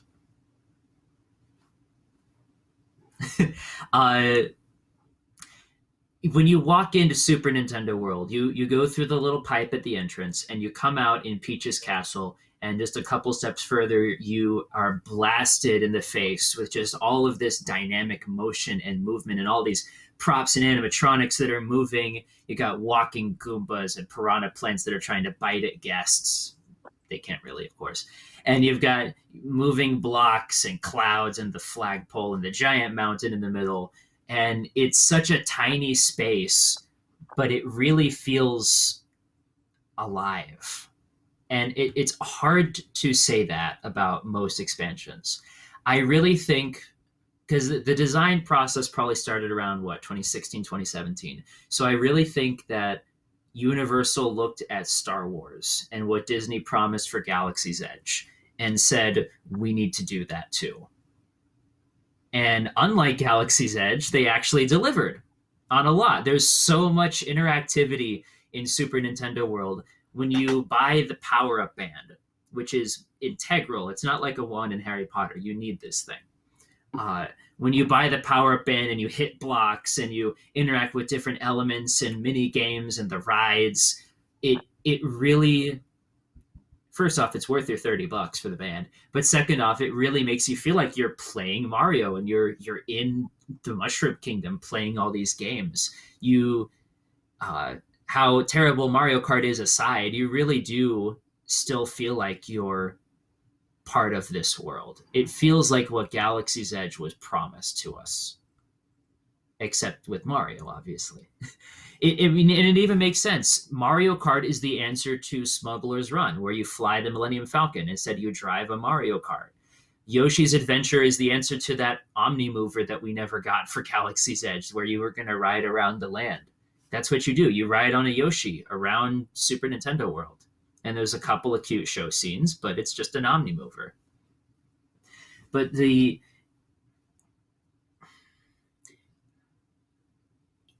everyone I've talked to who has been to Super Nintendo World says that it does not look like a place that should exist.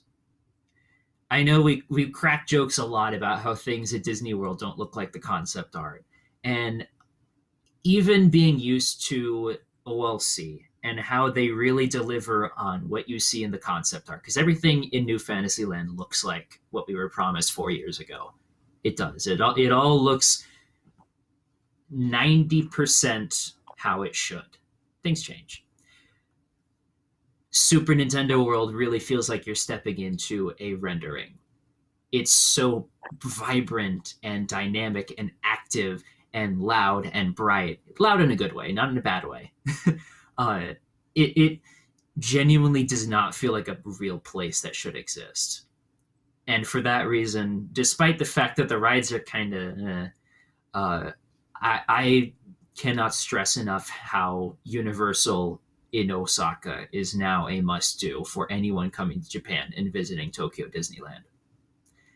Universal in Japan has only ever gotten clones. We got Wizarding World 4 years after Orlando. We have Jaws. We used to have E.T. Adventure. Now with Super Nintendo World, at least until Epic Universe or Universal Studios Hollywood reopens, it is a must-visit destination. There's no denying.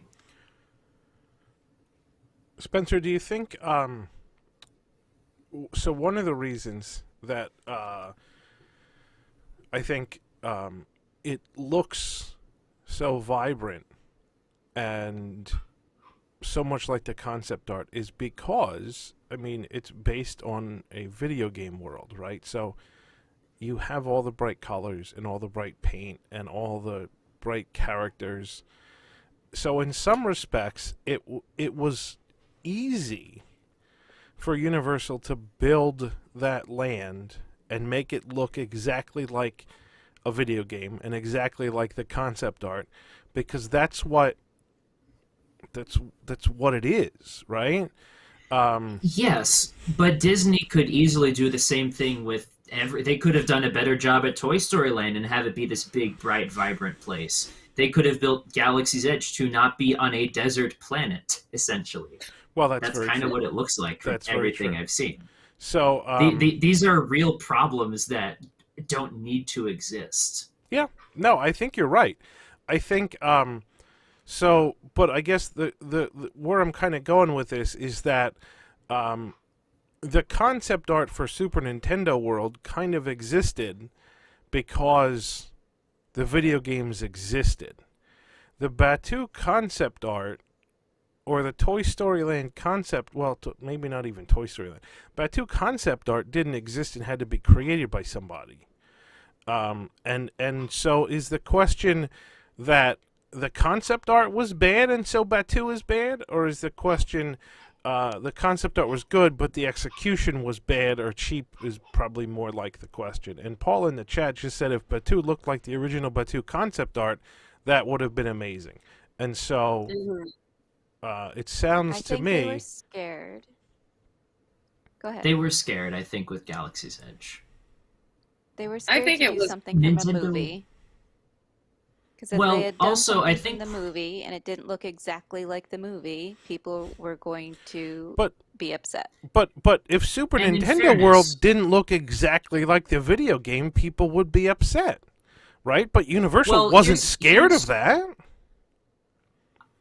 I think part of that is true. The other part of that is Nintendo is extremely protective of its brand and its IPs. Nintendo is very defensive, and they don't let just anyone play with their stuff.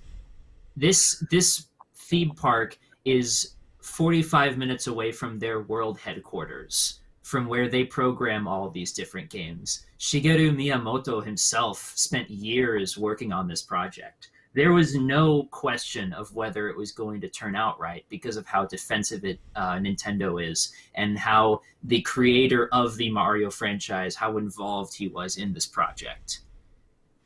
And contrast the question with George Lucas selling Lucasfilm and then not giving a crap about Star Wars Land. Right. Exactly. And why Lucasfilm didn't kind of jump in a little bit more with Galaxy's Edge. Right. I wish that would have happened. And then, I mean, again, we say this all the time on WDWNT period, is because money, that like all of that interactivity and everything that was promised was cut. So, I mean, you know, even if the details in the land were still missing, if you had like truly a way to make your own Star Wars story like they promised, I feel like we would all be talking about this land differently. You know what I mean? Because I actually am on the other side of the fence where I don't really see how there's a way with how Disney is about story integrity to do something where you can have your own Star Wars story in an existing universe. Like, I think they would have to tread a very careful line about that if they did something that already was very well established in those movies. So they had all this freedom with, you know, bringing us to a new place that was really obscure, and then they again overpromised and way under. So yeah, and so I think Go ahead, Spencer. There's a reason why I say that Super Nintendo World is Universal's answer to Galaxy's Edge, and it's because you're creating your own game. You play these different mini games to eventually battle Bowser Jr., which you do interactively. You can watch the video. You are creating your own Mario Kart adventure where you're throwing shells at Koopas, even if the ride isn't really that great, which I will come back to. Really, the only thing that doesn't change based on how you interact with it is Yoshi Adventure. And that's just because it's an Omni-mover. I mean, what are you going to do with that? But you are playing you hit blocks, you explore the land, you play different key challenges that are set to various different difficulties to earn these coins in Battle Bowser Jr., and all of your results depend on how you yourself play the game. This is everything that we were promised for Galaxy's Edge. It just isn't being done by Disney. It's being done by Universal and Nintendo. So you're creating your own Mario adventure. Why can Universal do this and Disney can't? And Universal's doing it in the middle of a pandemic. And Disney didn't have the pandemic as an excuse when Galaxy's Edge, because money, that's right. And so here's the thing. I think this is kind of what you were saying, Emma, is that Batuu would have been cool, not because you could be in a place that you recognize from the movies, but because you could create your own adventure.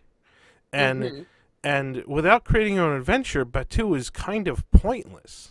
Like, it would have been way better to have a place that you could recognize from the movies, because right now there's nothing else to do. You're just there looking at stuff, and what you're looking at really isn't that impressive, right? If people could walk through Star Wars Land,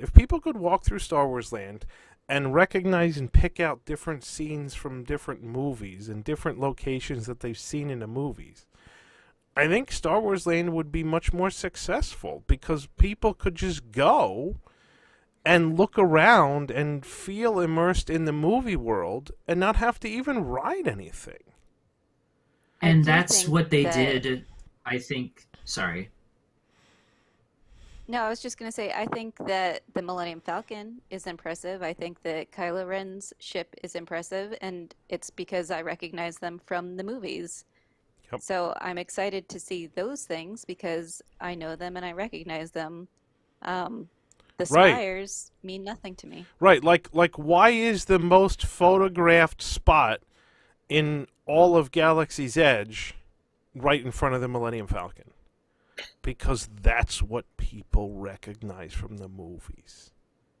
They have Poe's ship, and that's nobody cares about Poe's ship the way that they care about the Millennium Falcon. Yep.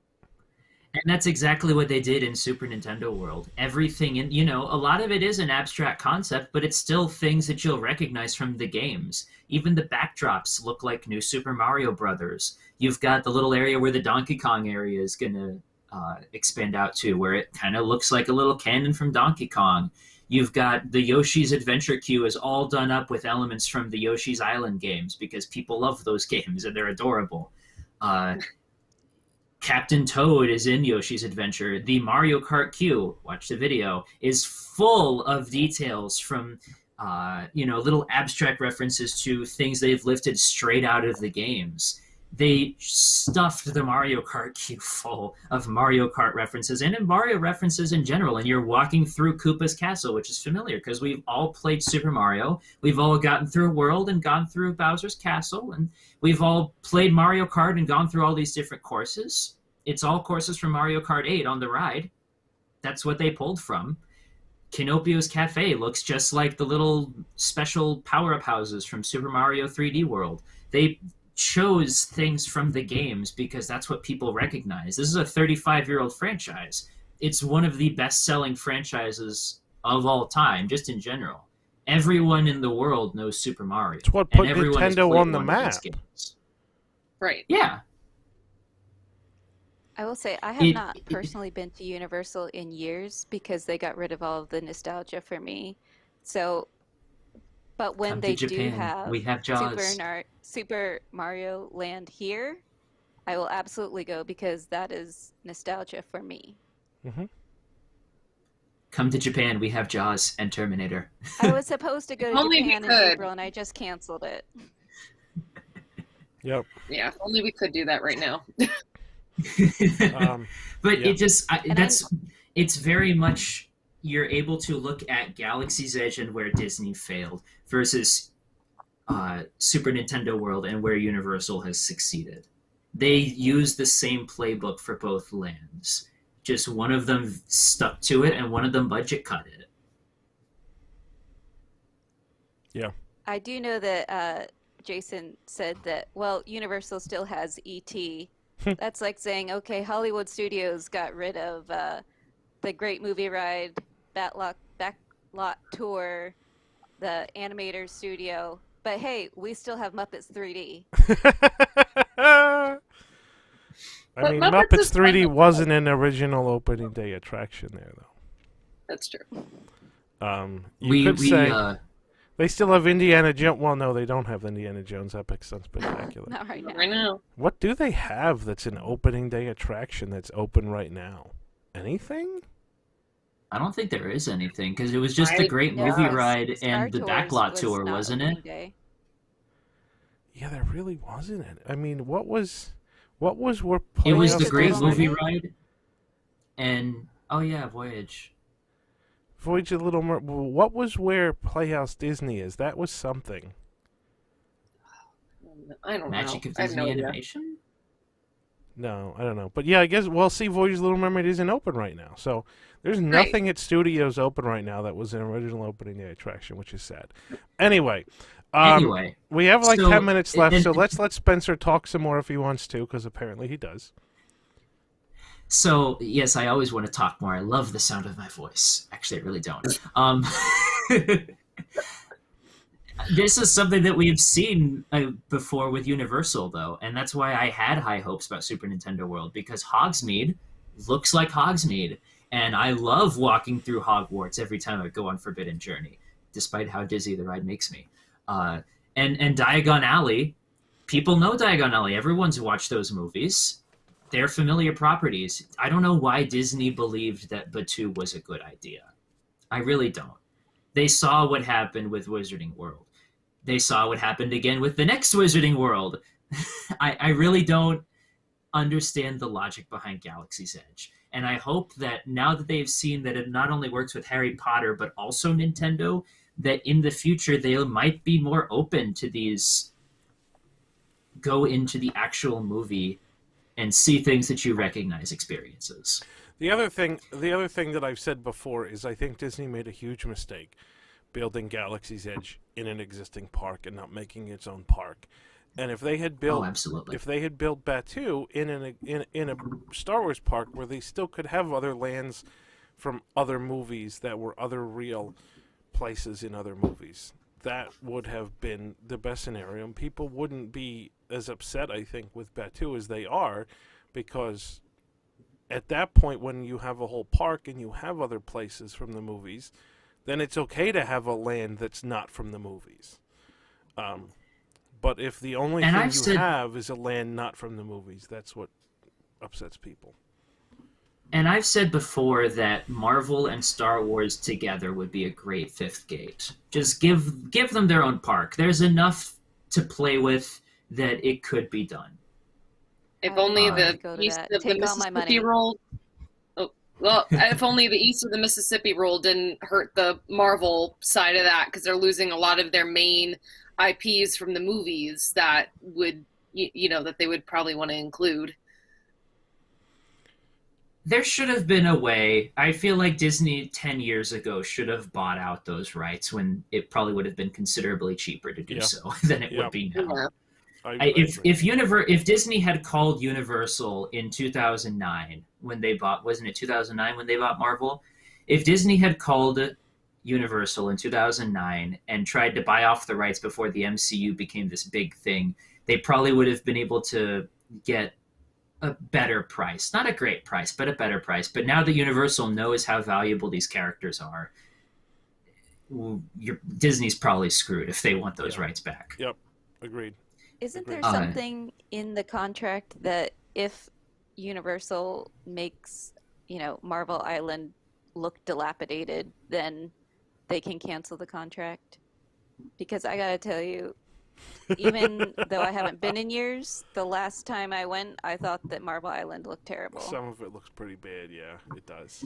Like the Storm teacups and the Doctor Doom. Yeah. like cheap. It's not great, but I mean that's the way it looked when it opened. It's not like it's worse. So I want to talk really quickly about Mario Kart, because I have a lot of opinions about Mario Kart, and I know everyone else does too. So I'm going to start this off really quickly by saying that augmented reality is not ready for theme parks. And now that I have seen Mario Kart and I've been on Mario Kart, I am afraid of how Web Slingers is going to turn out at California Adventure. I don't think it's going to be a good ride. And it already didn't look like a good ride, honestly. Now I'm just even more concerned that Web Slingers is going to be bad. And here's the other thing. Side tangent, Disney made a mistake going with Spider-Man, because the Spider-Man ride at Universal is excellent. It's 20 years old and it's still great. I love The Amazing Adventures of Spider-Man. And I think that putting Spider-Man at California Adventure and making it an probably objectively worse attraction is just not going to look good. Because now forever, people are going to be able to say, oh, well, why should you ride Spider-Man at Disney when Universal did it better 20 years earlier? When you have the entire Marvel catalog to choose from, they could have chosen any character. They should have gone with Iron Man or Captain America, one of their big ticket heroes, as opposed to Spider-Man. Spider-Man is... knowing... Well, obviously, Spider-Man is a still big pretty ticket popular. hero, but yeah. But when But they it didn't have direct Universal competition to with something compare at with. Universal. Exactly. Yes. Exactly. Especially here's if the you other knew you were thing, going to they make a could've- sucky ride, you shouldn't make a sucky ride with the same character that's in a really good ride at a competitor theme park. There you go. What they That's should what do I was is about make to a say. storm ride that's much better than those teacups. There you go. There you go. Or I mean, Anyway, technical a Wakanda ride, and do a Black Panther or something or other. That would be awesome. Sure. Yep. Mm-hmm. Yeah. You got all kinds of So options. I gushed praise on Super Nintendo World as a whole. The thing is, Mario Kart has a beautifully detailed queue. It looks very much like a Disney attraction when you first go in. When you're walking through the castle and you're going through the library with all the books and little references to different games, and you can see little boos on screens. By the way, very effective use of screens. Are there little QR codes all over the queue, like at Rise of the Resistance? No. Or Smuggler's Run. I adore the queue. I think it looks like Disney quality theme park design. The problem is the ride is not great. There are a lot of schools of thought on what they could have done better with the ride. I really think that they leaned too much into interactivity with this one. I think a Radiator Springs Racers type attraction would have been a lot better, and people would be far less disappointed than they are right now. I think that they felt like the interactivity of throwing items, when it's really just shells, at holograms on AR goggles. I really feel like they thought that would be a bigger appeal than it really is. People, you can when they do think that with Mario an Kart, Oculus, right? Yeah, and people, when they think Mario Kart, they want to race. Mario Kart is a racing... Excuse me. Bless you. Bless you. Mario Kart is a racing attraction. Thank you. Or a racing game. So people, when they think Mario Kart, they think fast speed. I love the idea, and I think it's fun. I just think it's underwhelming, and people are going to be disappointed, and people are already disappointed. Yeah. I read Twitter the first week. I was reading through every single tweet about Super Nintendo World because I wanted to see what everyone else thought. And most people think the ride is kind of lame. And to the point where Universal is trying to suppress videos of the ride because they know it kind of sucks. Well, also, if you have to wear really goggles, it's obviously the videos aren't going to do it justice, right? Well, it's like the opposite of Galaxy's Edge. It's still like when I watched the video, it looks 75% of how it looks when you actually ride it. It was hard to hold a giant camera over AR goggles. That was hard. But you're still seeing 75% of what you're gonna see. it just isn't that the technology isn't ready. The set design is gorgeous, and they, I think, use screens very effectively. A lot of these enemies that they put in AR could have been animatronics, or they could have been screens, and I would have been fine with that. Do you think that they could, in another couple years, when technology has sort of caught up, could they somehow fix the problems that you're talking about and make the ride better? Or do you think it's too specific now, and then they kind of can't? It's too specific, and a lot of that just comes down to how the actual ride is designed. It's a track ride. It's slow. You if they wanted to turn it into a Radiator Springs Racers ride, they'd have to gut the whole thing and start all over again. Yeah. Okay. And they spent $500 million on this. They're not going to do that. I really think that once they see guest reactions, because everyone I've talked to who isn't like a super duper big Mario fan, they get bored after riding the ride once and spending maybe 2 hours in Super Nintendo World. I'm weird. I could spend the whole day there and I have a great time. But I also talked to some friends of mine who live in Osaka, and they're like, yeah, I got bored after a couple hours. And it's a small land. I get that. I don't fault anyone. But I really think that when they bring this to Epic Universe, they're going to have to change something about the ride. Yeah, they can't just sense. Clone this. People are already kind of giving lukewarm response to it, even in Japan. I don't think that they can just build this again in Singapore and in Orlando. It's too late for Hollywood, but they got to change something when they build it everywhere else. Although, honestly, I don't think I've ever spent 2 hours in Galaxy's Edge.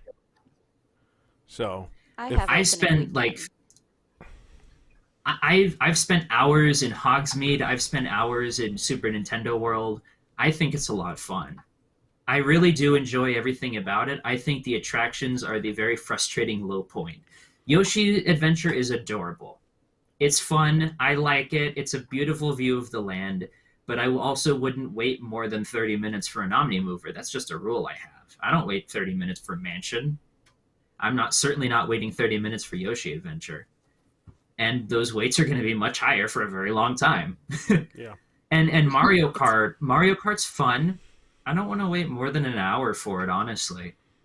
I wouldn't recommend anyone waiting more than an hour for it. I think once is also enough for most people.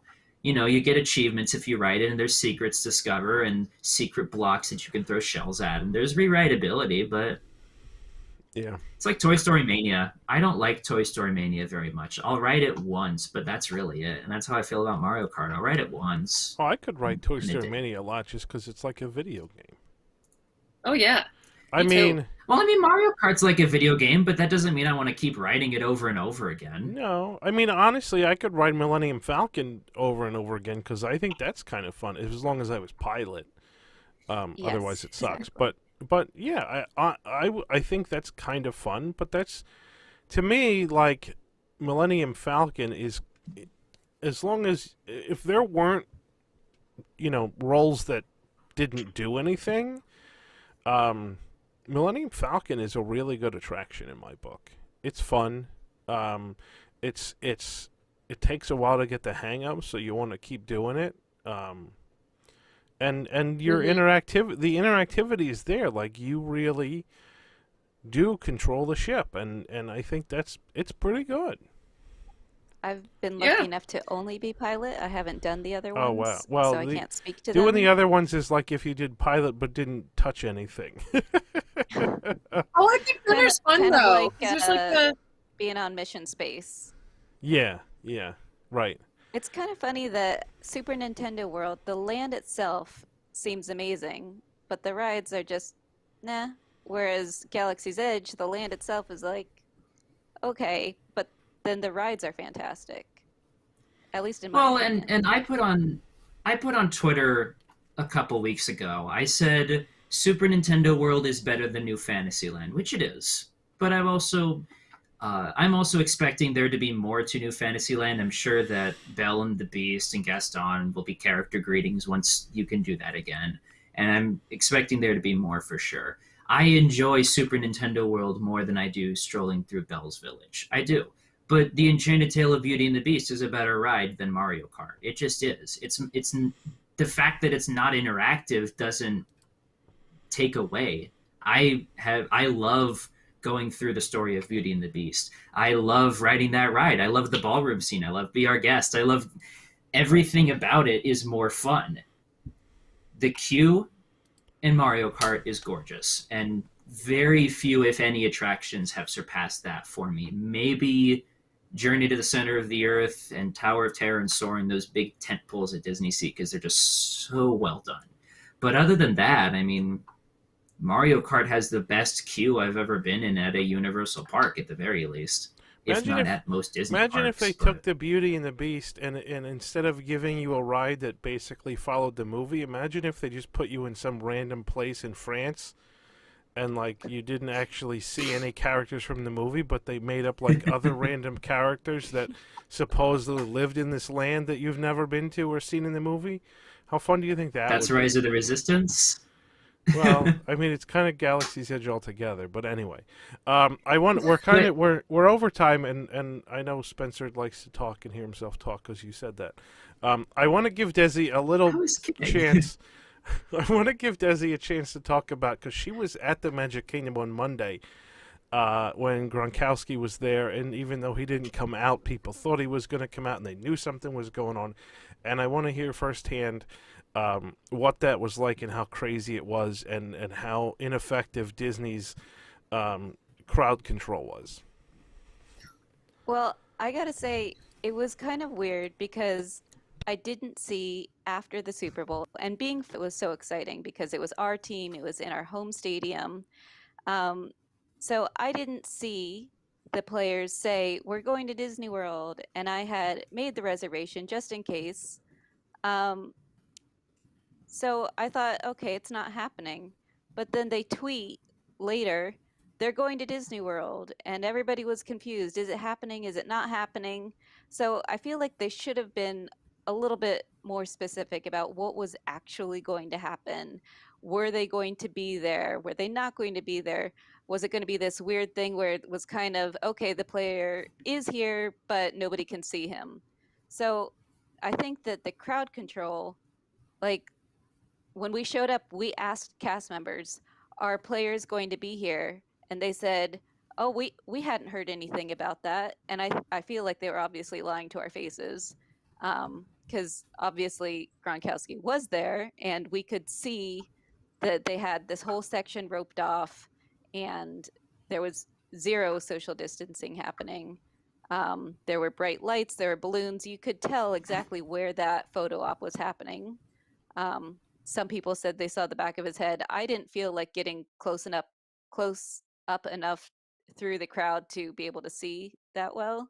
I did see Eric Morton, so that was my one time getting within 6 feet of somebody because I was excited to see him.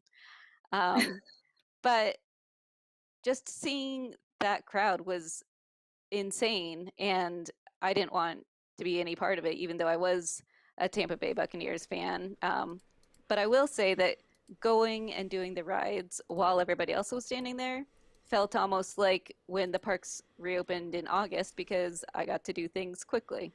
So that was the one good thing about Gronk taking the crowd away from the rides. So here's the question. Like, they had that whole section roped off. And then all these people, like, crowded, like something was going to happen. Do you think, like, the original idea was that something was going to happen, but when Disney saw how nuts people were and how many there were and that they weren't distancing themselves, they just basically called it off? I think that's exactly what happened, because I did speak with a cast member who was standing near the roped off section, and she said, oh, he's not going to come out while the crowd is this thick. Which made it sound like, okay, well, once the crowd dissipates, maybe he will come out. But I feel like she should have never said that, because then everybody who heard her say that said, okay, well, we're not leaving. Because So did the crowd dissipate? Like, how long did it take for the crowd to dissipate? Or you didn't even stay that long? I would say I was only there for basically the afternoon, because I I do have a kid with an underlying condition, and so I don't like to get him too close to too many people, except, we do take him to Disney World because we want to give him a happy time. And so I was only there for a few hours. I saw the crazy crowds. We rode some rides that had no wait. And by the time we left, maybe around 4 o'clock, the crowd had dissipated a little bit compared to where it was before, but it was still much more crowded than I would be comfortable being near. Yeah, I mean, that's kind of the way that I felt, was that it looked like they had sort of planned something, but everybody was kind of onto it, and too many people were there waiting, and it just kind of goes to show you how poorly Disney understands the typical guest, right? Like, did they really think they could do this and not have people there waiting? And well, especially because it's the hometown team, right down the street. Maybe if it was some other random team, it would have been different. But that's very true, right? It was effectively a local team. So, Sure I mean, there were a lot of people like me who made the reservation just in case, because it was our team. Absolutely. I think that's absolutely what happened. And the fact that Disney didn't foresee that happening and was still going to try to do something, to me, it just means that the people in charge are clueless. But we've also discussed. We've discussed last year on the show why we couldn't see Happily Ever After happening during social distancing, and I think this is why. This proves everything I said last year about how crowd control and guest control at Walt Disney World is virtually non-existent, and it could not be done safely. Well, it would take a lot more cast members to do crowd control, but on the flip side of that, what we also said was that a Lagoon show at Epcot could absolutely be done because there's plenty of space, and Fantasmic could absolutely be done because it's in a theater where you can control where people sit. So not that anyone should see that show, but I mean, Rivers of Light, people were socially distant before COVID because nobody went. Yeah. So you're right, Spencer, that we talked about Happily and why couldn't it happen, but that doesn't mean that nighttime entertainment at any other park would have been the same problem. I'm not saying night entertainment in general. I'm explicitly pointing out Happily Ever After. Yeah, no, right. You're right. That's fine. Fair. Yep, sure. Absolutely. All right. Anybody have anything else? I know the DCA hard ticket food thing was on our on our list. We might talk about that next week. It was on our menu. It was on our menu, yeah. We might talk about that next week. It's not a huge deal, and it also hasn't happened yet. So we might just wait till it happens to see. But anyway, anything else anybody wants to talk about before we sign off for the evening? Not that I can think of.